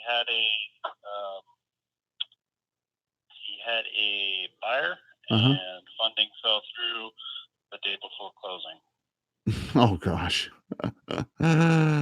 Yeah, that happens a lot. Yeah, you see that's exactly what I was getting at, Josh, is that unfortunately selling a home, getting it under contract and all that, that's not always a problem. I mean, certainly any fool can run a sign in the yard and place an ad in the paper and pray it sells, but getting it to actually close, well, that's another matter. I'm wondering, how would I get about you and me and Bill getting together and talking about that property? How would I go about making that happen?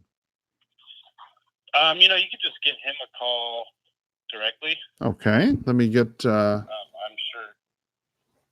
All right. Well, let me go ahead and get that number from you. Then go ahead.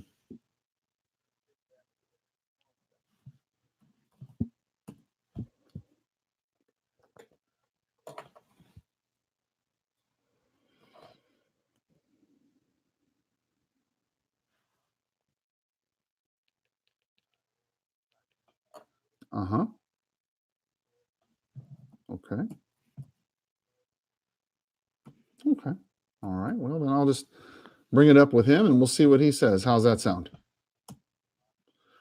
All right. Appreciate your help, Josh. Thank you so much. Take care. Have a great day. Bye-bye.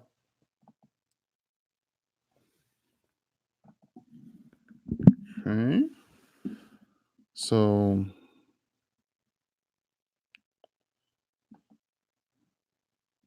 there we go. So let's see if we can call this fellow directly right here.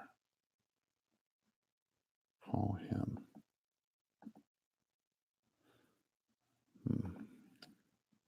There we go.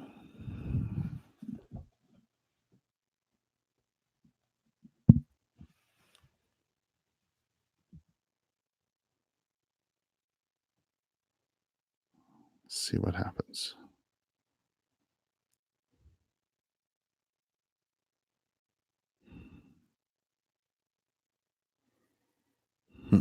Okay.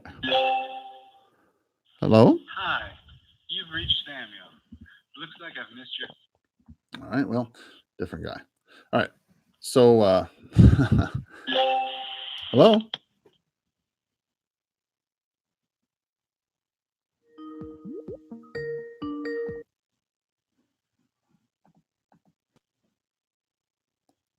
All right. The advantage, I think, of this storm dialer with Vortex. You have reached the voicemail box of With Vortex and the Red X is that it's just extremely fast. And, if you don't like calling for. Hey, what's up? I'm here.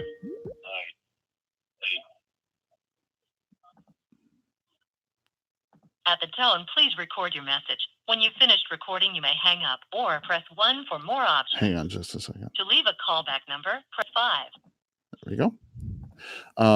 If you don't like calling for sale by owners, right, then just do it faster, right? Hello. Hi, this is Carl Krenzel. How are you today? Fine. I'm not sure if I have the right place. I apologize. I was looking for the owners of a property here in Tucson and Mariposa Woods. Have I got the right place? Yeah, I have a property there. Okay, no problem. That's is that an acre of like 3 acres of land out there, or is that a house? Could you tell me a little bit about that? It's just a lot. That's what I thought. It's listed. Okay, Yeah, it's all like right. 3. I think it's 3 acres, 3.5. Right. Okay. Good deal. Okay, and it's 180,000. Is that what you're asking for? No, we changed it. It's 225. Okay. Great. All right. Is it on the MLS? You say? Yeah, I have a broker and everything. Perfect. All right. Well, then I'll look it up. All right. Thank you so much. Okay. Take care. Sounds good. Bye bye.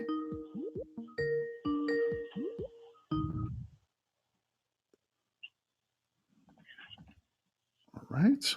All right. Yeah. So that's horrible. I mean, it was listed for 185 as a for sale by owner, and then they put it on the market. Hello? Hi, this is Carl. How are you? Okay, who's that? My name is Carl. I'm not sure if I have the right person. I was looking for the owners of that property. It was for sale on Prince Road. It's sold. I'm sorry. Oh, okay, no problem. Hey, since I got you anyway, do you know anybody who's got an unwanted home I could buy for cash? There is plenty in the park here, but they all go through. Right. Okay. It's a little park there. Okay, no problem. All right, thank you. Have a great day. Bye-bye. You too. Bye. Okay. Let's see. All right. There we go. All right. So yeah, if you don't like calling for sale by owners, that's a quick way to do it because you can call through all of them. We just called through all 37 for sale by owners right there in just a couple moments. Yeah. So getting back to number 5, the end of cycle economics. When you think about it, even though the economics themselves are looking great, okay, you got to be sensitive to the past patterns. There's nothing that will affect real estate more than the end of the cycle, which is fast approaching. Okay, real estate demand is derived from the economy. And there are many signs that this expansion is coming to an end. They say probably by 2020. This is their quotes. Now, I don't know about timelines or when things are going to come to an end. I can't say that. Okay. But what a third counselor had observed, they said, watching the property market specifically, quote, the extended upcycle has encouraged increased speculative development in non-traditional product and even in multifamily in some markets. It may prove painful for late stage projects. Another warned, quote, lessons are never learned. Market participants are once again lacking discipline. Interest rates are signaling trouble with the inversion of the yield curve, and with the overhang of public and private debt, the end of cycle event could impact liquidity if a shift in cost of funds seeps into the real estate valuations. So what does this mean in plain English? Look, y'all, people don't ever learn their lesson, okay? You don't have any discipline. When you're going into the market and you're doing a lot of speculative development in non-traditional products, and multifamily in some markets. Okay, what have we been talking about? Well, we've been talking about how buying property to build to rent out as a multifamily rental has been a late thing that people have been wanting to do. Right, a lot of speculative type investments when it comes to that. People aren't necessarily buying properties and watching them build and watch the rates go up like they did in the early 2000s, but you are seeing in 2019 a lot of growth, rapid growth, and guess what? It has to end at some point. We've been coming to an enormous run. We've not had a long run like this without some kind of market correction in many years. And it's unrealistic to expect that you're going to find that that's going to continue for the foreseeable future. It's unrealistic to expect this. Sixth thing that they said, political division. Counselors of Real Estate is not an advocacy group, and our membership spans almost the full range of political spectrum. We therefore tend to refrain from political commentary that would not reflect the views broadly held by CREs. However, as we polled the membership in May 2019, the adversarial conditions prevailing in the current political arena were frequently cited as a major issue affecting real estate directly and indirectly through their economic impacts. As several of the counselors observed, political gridlock and or infighting is either creating problems or frustrating solutions in many of the issues considered elsewhere on our top 10 lists.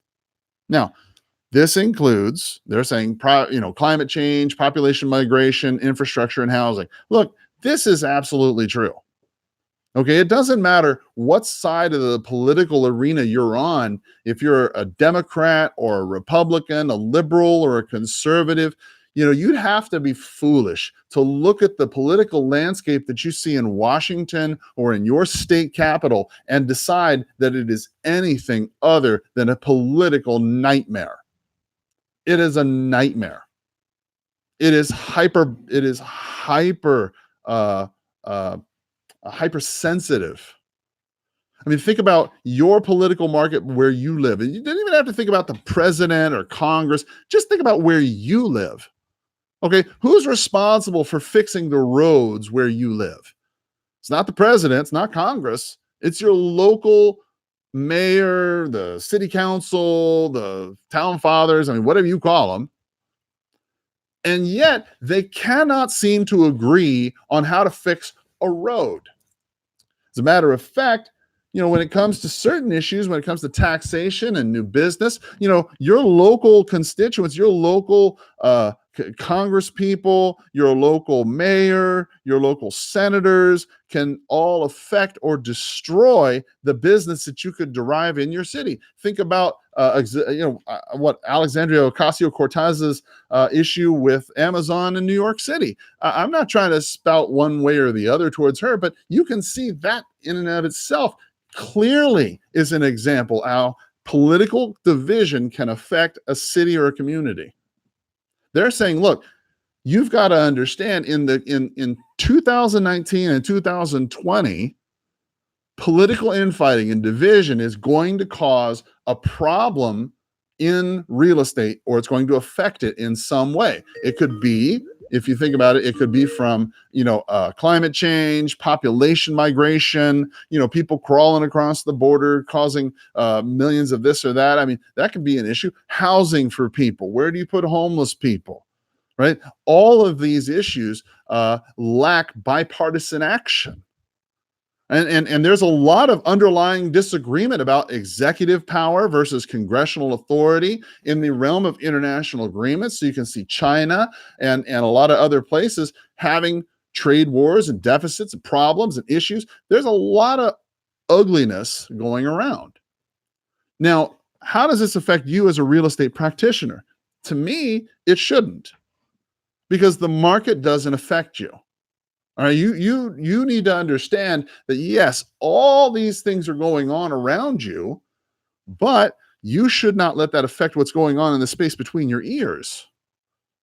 Okay? Because despite the headlines, despite the presidents or Democrats or this or that, doesn't matter what it is. Okay, ultimately, what's going to happen between you and your clients is what you tell them and how you can help them, right? And you're going to have to be that island of peace that we always talk about. Point number 7, right? They put down capital market risk. The availability of debt and equity and risk return expectations for the capital is always on the front of the mind of the counselors, right? It says the transactions, whether debt or equity used for acquisition or refinance and recapitalization of existing investments, rely on the liquidity provided by active capital market participants. As risk tolerance and perception of the market's position in the cycle and tastes and preference for the space change, so does pricing and demand. Now, when you start looking at what's going on in your marketplace, okay, are you seeing a marketplace that is stable? Are you seeing a marketplace that is well-defined? Are you seeing a rising marketplace? Are you seeing a falling marketplace? What are the areas of exposure where you live?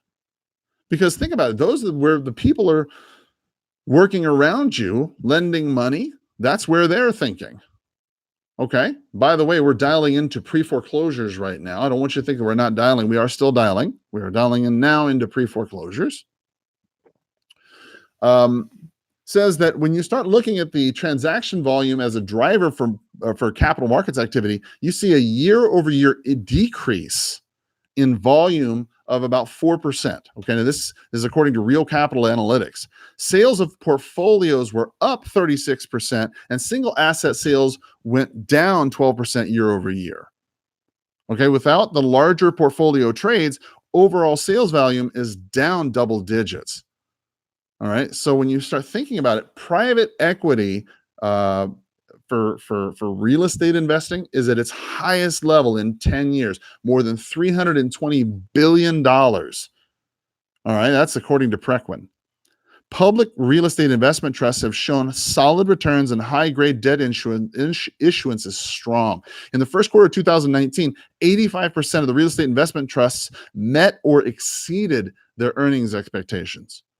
At the recent NAR EIT conference in early June, the mood was upbeat over the real estate investment trust shares and rallying. According to Wells Fargo Securities, year-to-date issuance of unsecured REIT debt through the first 6 months of 2019 stands at $581 billion. Holy cow. Woo, that's a lot of money out there. That's a lot. Your call has been forwarded to an automatic voice message system. The mail. That's a lot of money. That's a lot of money, right? says that, see, according to Wells Fargo Securities, year-to-date issuance of unsecured real estate investment trust debt through the first six. Hello. Hi, this is Carl Krenzel. How are you today? All right. I'm not sure if I've got the right place. I was looking for the stamps. Have I got the right place? You have what? Yeah, no problem. I apologize. I'm calling about that property that was for sale at 2852 Darley Woods Drive. Am I calling the right number? Oh, no. Oh, okay. Phone number. Oh, gosh. Okay. Do you happen to have a phone number for that property owner? No, Oh, I don't know. oh I've gosh. never heard of that property. Oh, before. gosh. Okay. I'm sorry. All right. Well, listen, since I got you anyway, do you know anybody who's got an unwanted home that I could buy for cash? I don't. Okay. No problem. Well, listen, I appreciate your time and have a great day. Thank you. Take care. Bye-bye. All right. Hello.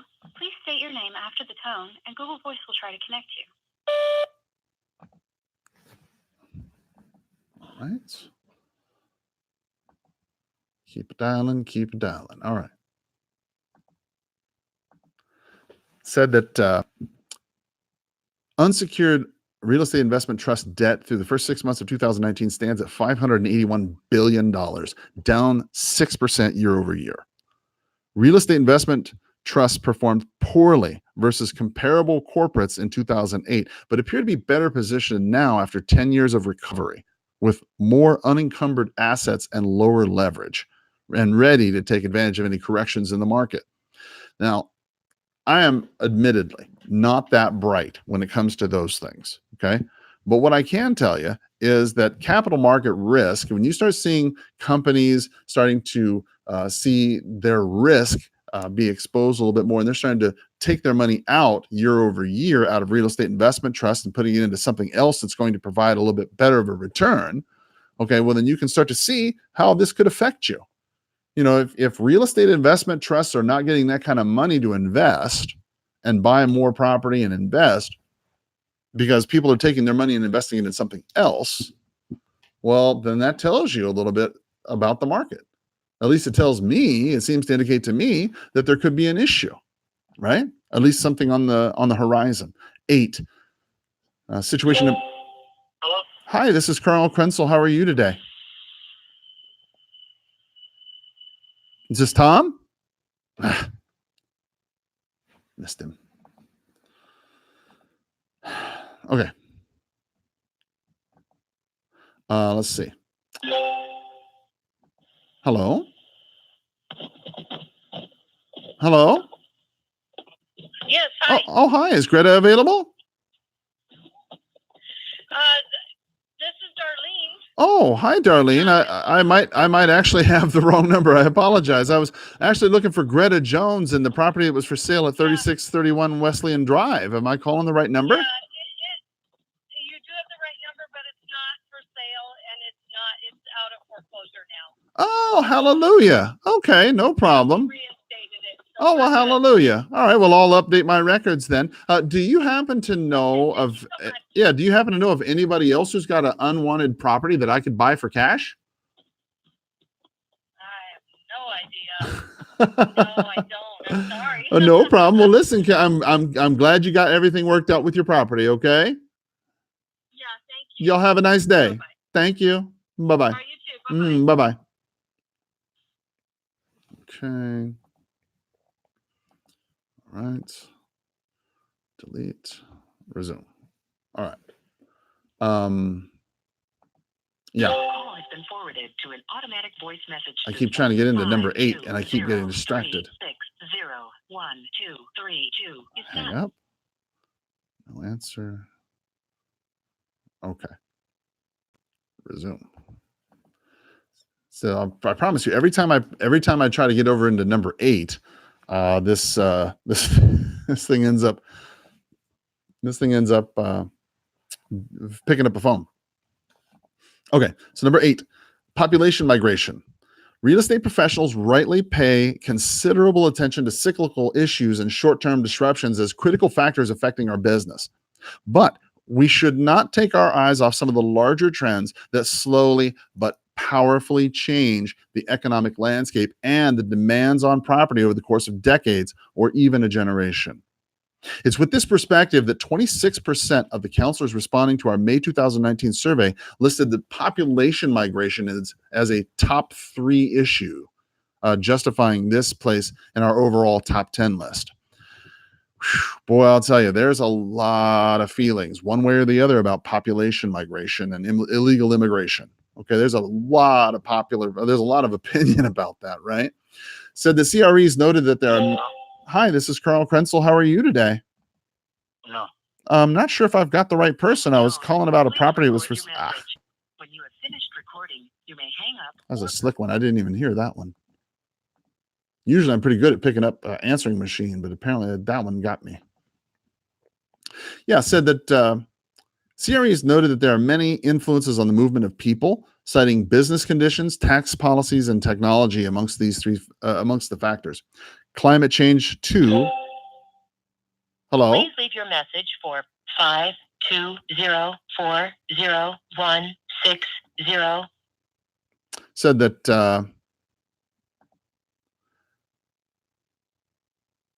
climate change also had a factor in what people thought about moving.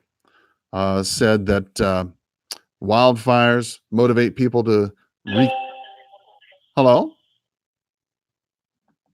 Hello? Said that let's see here. Hang up that one. Resume. There we go. Said that climate change enters the picture as natural disasters, including floods, extreme weather, and wildfires, motivate people to reconsider their locations. Resistance to relocation provides a wrinkle in the trends, not just in the United States. Hello? Hello. Oh, hi. This is Carl. How are you? Who are you? My name's Carl. I might have the wrong number. I apologize. I was looking for Jose. No. I was looking for I think you got the wrong number. Yeah, I was looking for the owner of that property on Kingston Drive. Is that you? Is that your property? No, not even there. Not even close. Oh gosh. Okay, I apologize. Well, hey, since I got you anyway, since I got you anyway, do you know anybody who's got an unwanted home I could buy for cash? No. Not at the moment, sir. Okay, cool. Well, I appreciate your time and sorry for the wrong number. Have a great day. Bye-bye. Okay. One counselor told of seeing agricultural villages in France largely boarded up with only retired elderly living in them. One of the triggers for that country's, quote, yellow vest unrest. As a practical matter, attention to demographics is at the heart of a real estate counseling, providing clients with fundamental facts and figures interpreted with sophistication on the evolution of local markets. This is a huge issue, okay? If you look at the population change from 2010 to 2018, okay, you're going to see broad swaths of demographic gains in some of these major coastal cities. Big cities are prospering in California, the Pacific Northwest, Florida, Texas metros, the Atlantic corridor from, say, Boston to Washington. Secondary cities are also adding population, including metro areas like Denver, Salt Lake City, Atlanta, Nashville, Minneapolis, Chicago, Charlotte, Raleigh, Durham, Kansas City, Charleston, Greenville. These areas. Hello? Oh, hi. My name's Carl. How are you? All right. I'm not sure if I have the right place. I was looking for the owner of a property that was for sale at 6118 Earp Wash Lane. Am I calling the right number? Pardon me? No problem. I'm calling about the property that was for sale on Earp Wash Lane. Am I calling the right number? No, I don't have any property for sale. Oh gosh. Okay. Do you know anything about a house here in Tucson at all, or Jesus Pena? No. Oh gosh. Okay, I got the wrong number. I apologize. Have a great day. Okay. Okay. Thank you. Okay. Bye-bye. Bye. Okay. Right. Resume. Here we go. Oops. Resume. Let me hit the resume button. There we go. Hello. Hi, this is Carl Krenzel. How are you today? Sorry? My name's Carl. I was calling about a house that was for sale on Park Estates Circle. Have I got the right place? All right. Resume. There we go. Okay. Let's see. Get back to the news. Where was it? Oh, yeah. There has been demographic shrinkage in the rural Midwest and the South, in the Rust Belt, right? The industrial states and Appalachia. Very long-term trends, largely technological, has altered the opportunities for workers in agriculture, heavy industry, mining, right? And the population balance between these metro areas and these rural communities, that shifted a century ago. And it's unlikely that you're going to find a reversal of that. Okay, it's You not. have reached the voicemail box of 520339330. I mean, it's not likely. Okay, that you're going to get your wife and kids to move from California back to Omaha, Nebraska. Okay, it's probably unlikely that you're going to get them to move from Jacksonville, Florida, back to Chicago, Illinois. All right. It's unlikely. And so when you are, as a practitioner, you can start. Hello. Hi, this is Carl Krenzel. How are you today? Pretty good. I'm not sure. Yeah, I'm not sure if I have the right person. I was calling about the property that was for sale over there on 33rd Street. Am I calling the right number? Yeah, it's no longer for sale. Yeah. We just had a glitch in our mortgage and it ended up going into foreclosure, but we straightened it all out. Oh, okay. So you guys straightened it all out with your mortgage company and got to keep the place. Is that what you're saying? Uh-huh. Oh, hallelujah. Mhm. Well, good for you. Okay, well, that's good. Well, listen, since I got you here anyway, do you happen to know of anybody who's got an unwanted home that I could buy for cash?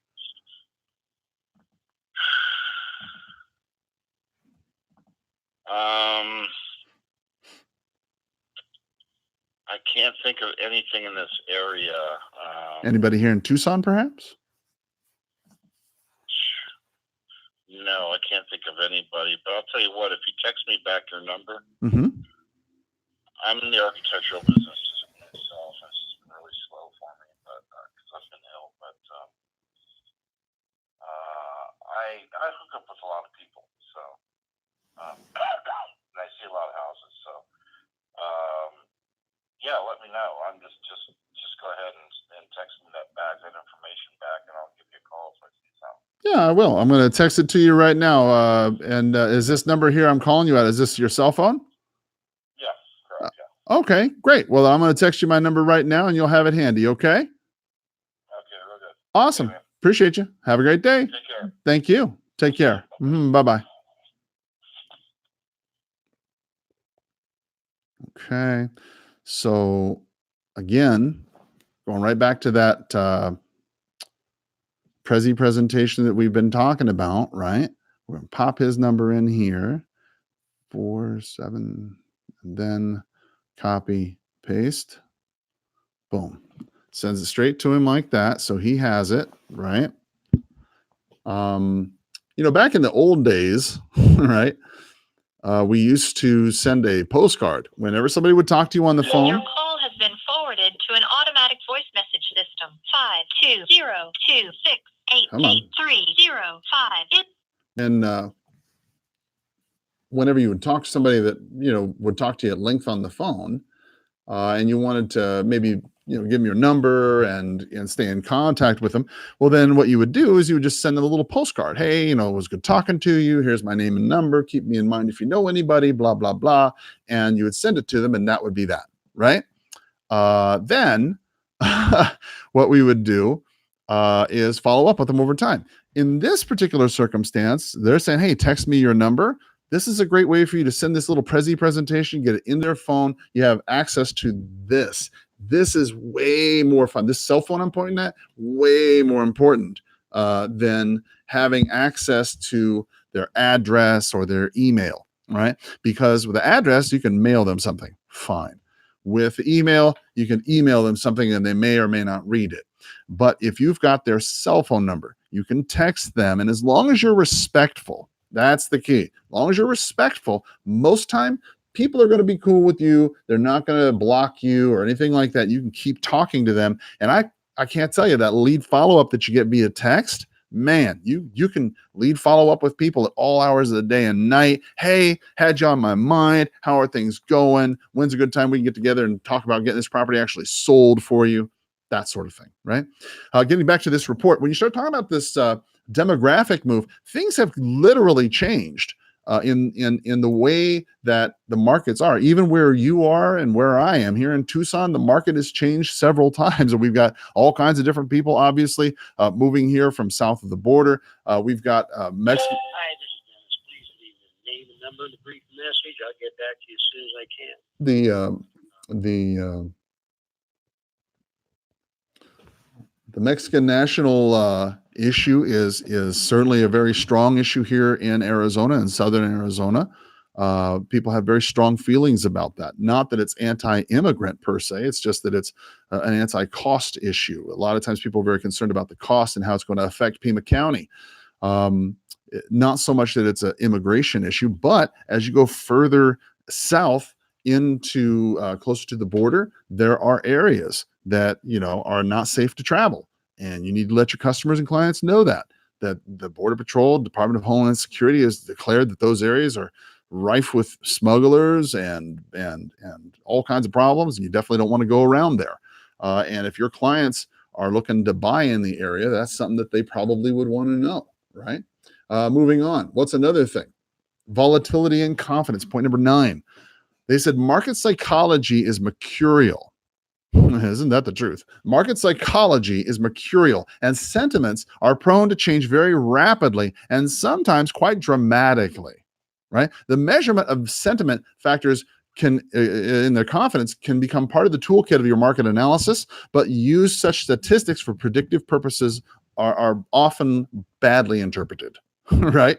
So when you start going out and you start trying to take these consumer confidence models and bringing them into your marketplace and then trying to figure out how it affects your market analysis, many times you're not so good at predicting the future with that.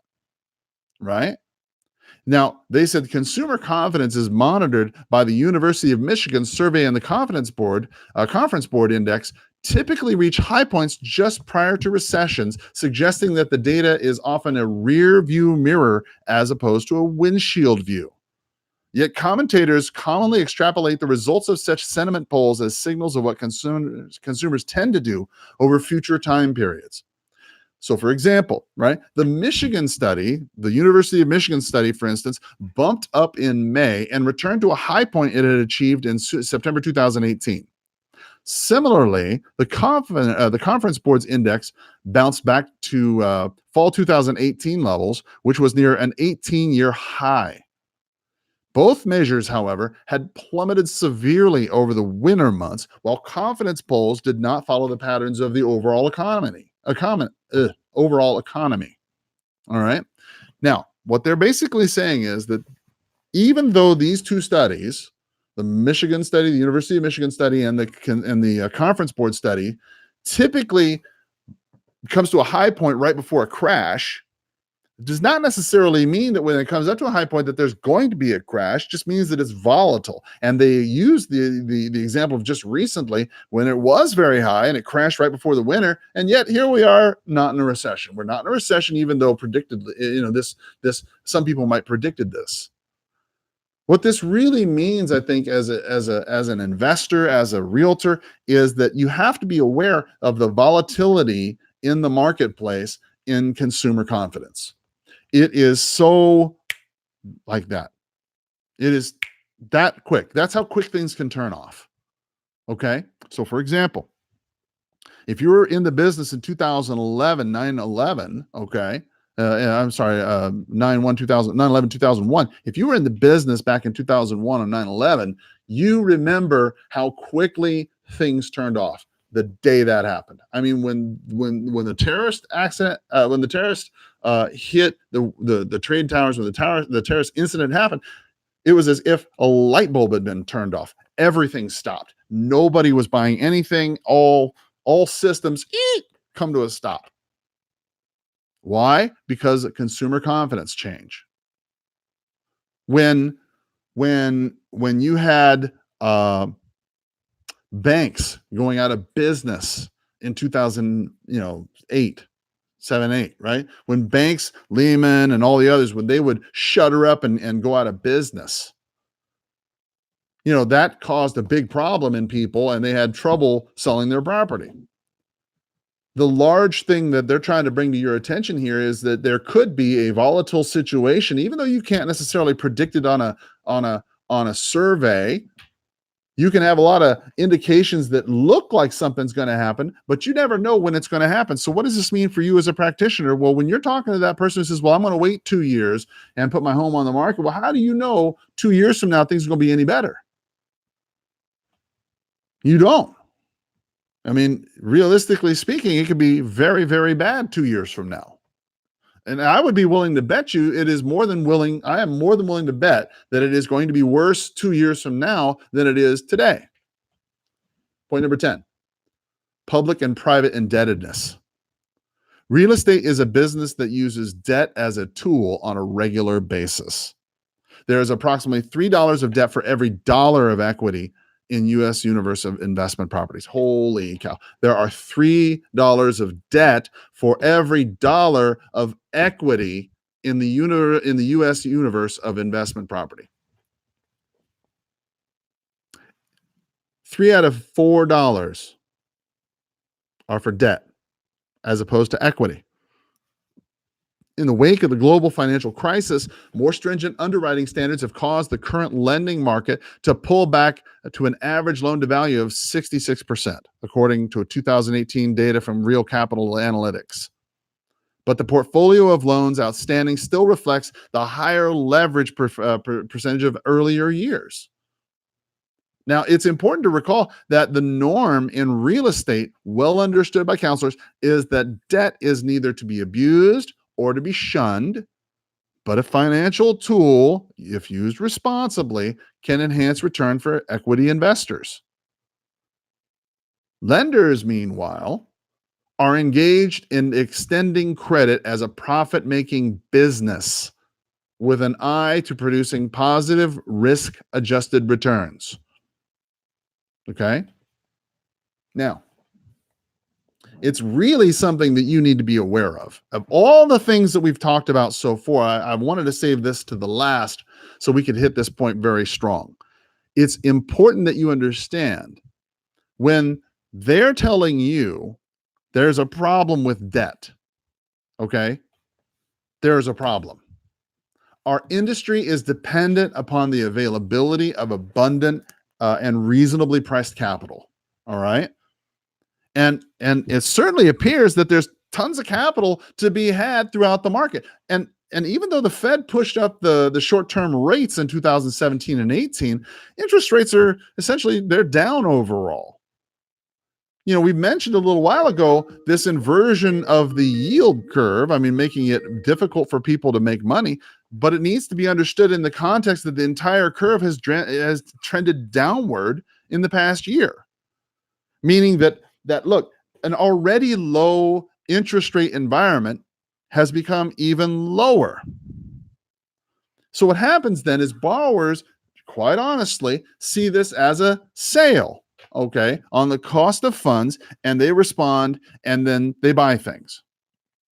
Now, even though the bond yields have been exceptionally low, international investors have flocked to the safe harbors of U.S. Treasuries, which at least provide positive returns. And in contrast, Japan, Switzerland, Sweden, and Denmark have central bank interest rates below zero. Like we talked about this just the other day, how across the world, interest rates, the EBR, at the EU, they're lowering their rates so low that people from the internet, internationally, they can't make money in that.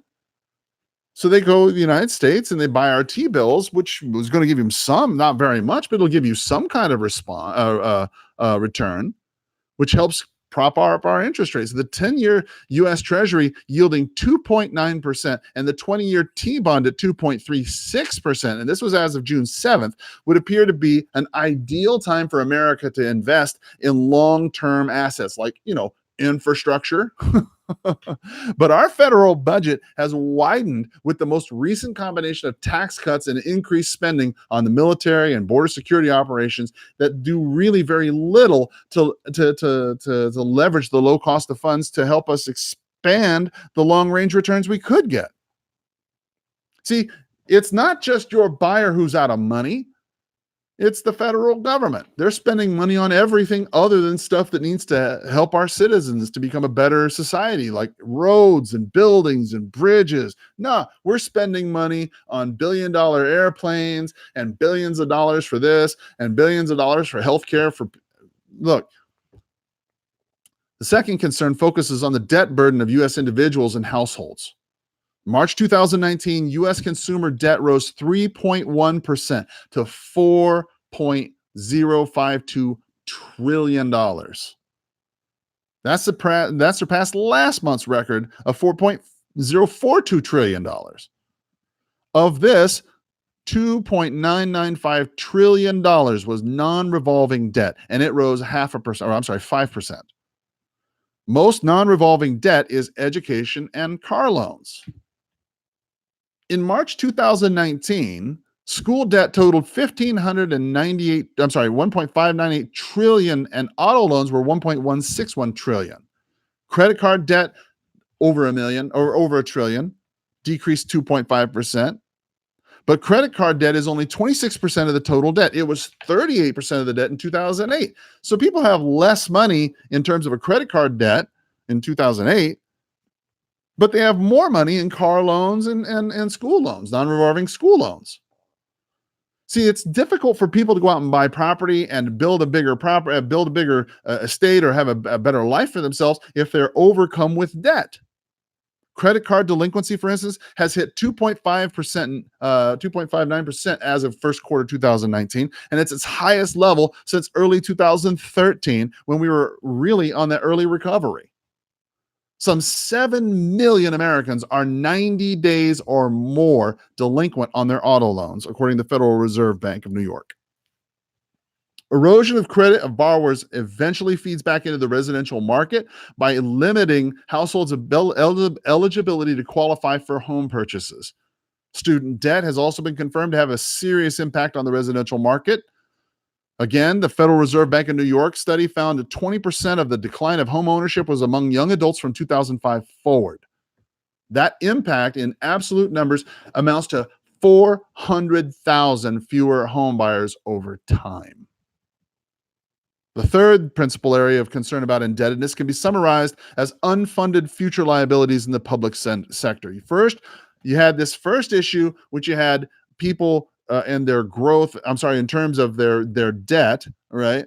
In terms of their revolving debt, their car loans and things like that. Now, the second, you got their credit card, their school debt. The third, you got indebtedness with unfunded future liabilities in the public sector. You got public sector retirement places like Tucson, maybe your town, the water company, somebody like that. The guy's been working at the company for 20 years, 25 years. He's looking to retire with a full pension, at 30 years. And guess what? Your company, your city, I should say, has got to pay for that. And there's a lot of people that worked at the city. They got out of the government after the military retired. They went and worked at, your local city municipality at the XYZ company, at the water company or the whatever that was, underwritten by the city. And now the city's going to have to pay for your guy to get his retirement after 20 something years. That was the deal. That's what he came for. That's what he should be paid. But the problem is now you got cities that got all these unfunded liabilities that they can't pay for. Right? You got people in California, Detroit, and places like that are retiring, and the city has no money to pay their retirement. While large federal programs such as Social Security and Medicare have been a target for all these debt hawks for decades, it's become apparent that at the national level, there's probably not going to be really any major or big tweaks that you can really do to this system. Okay?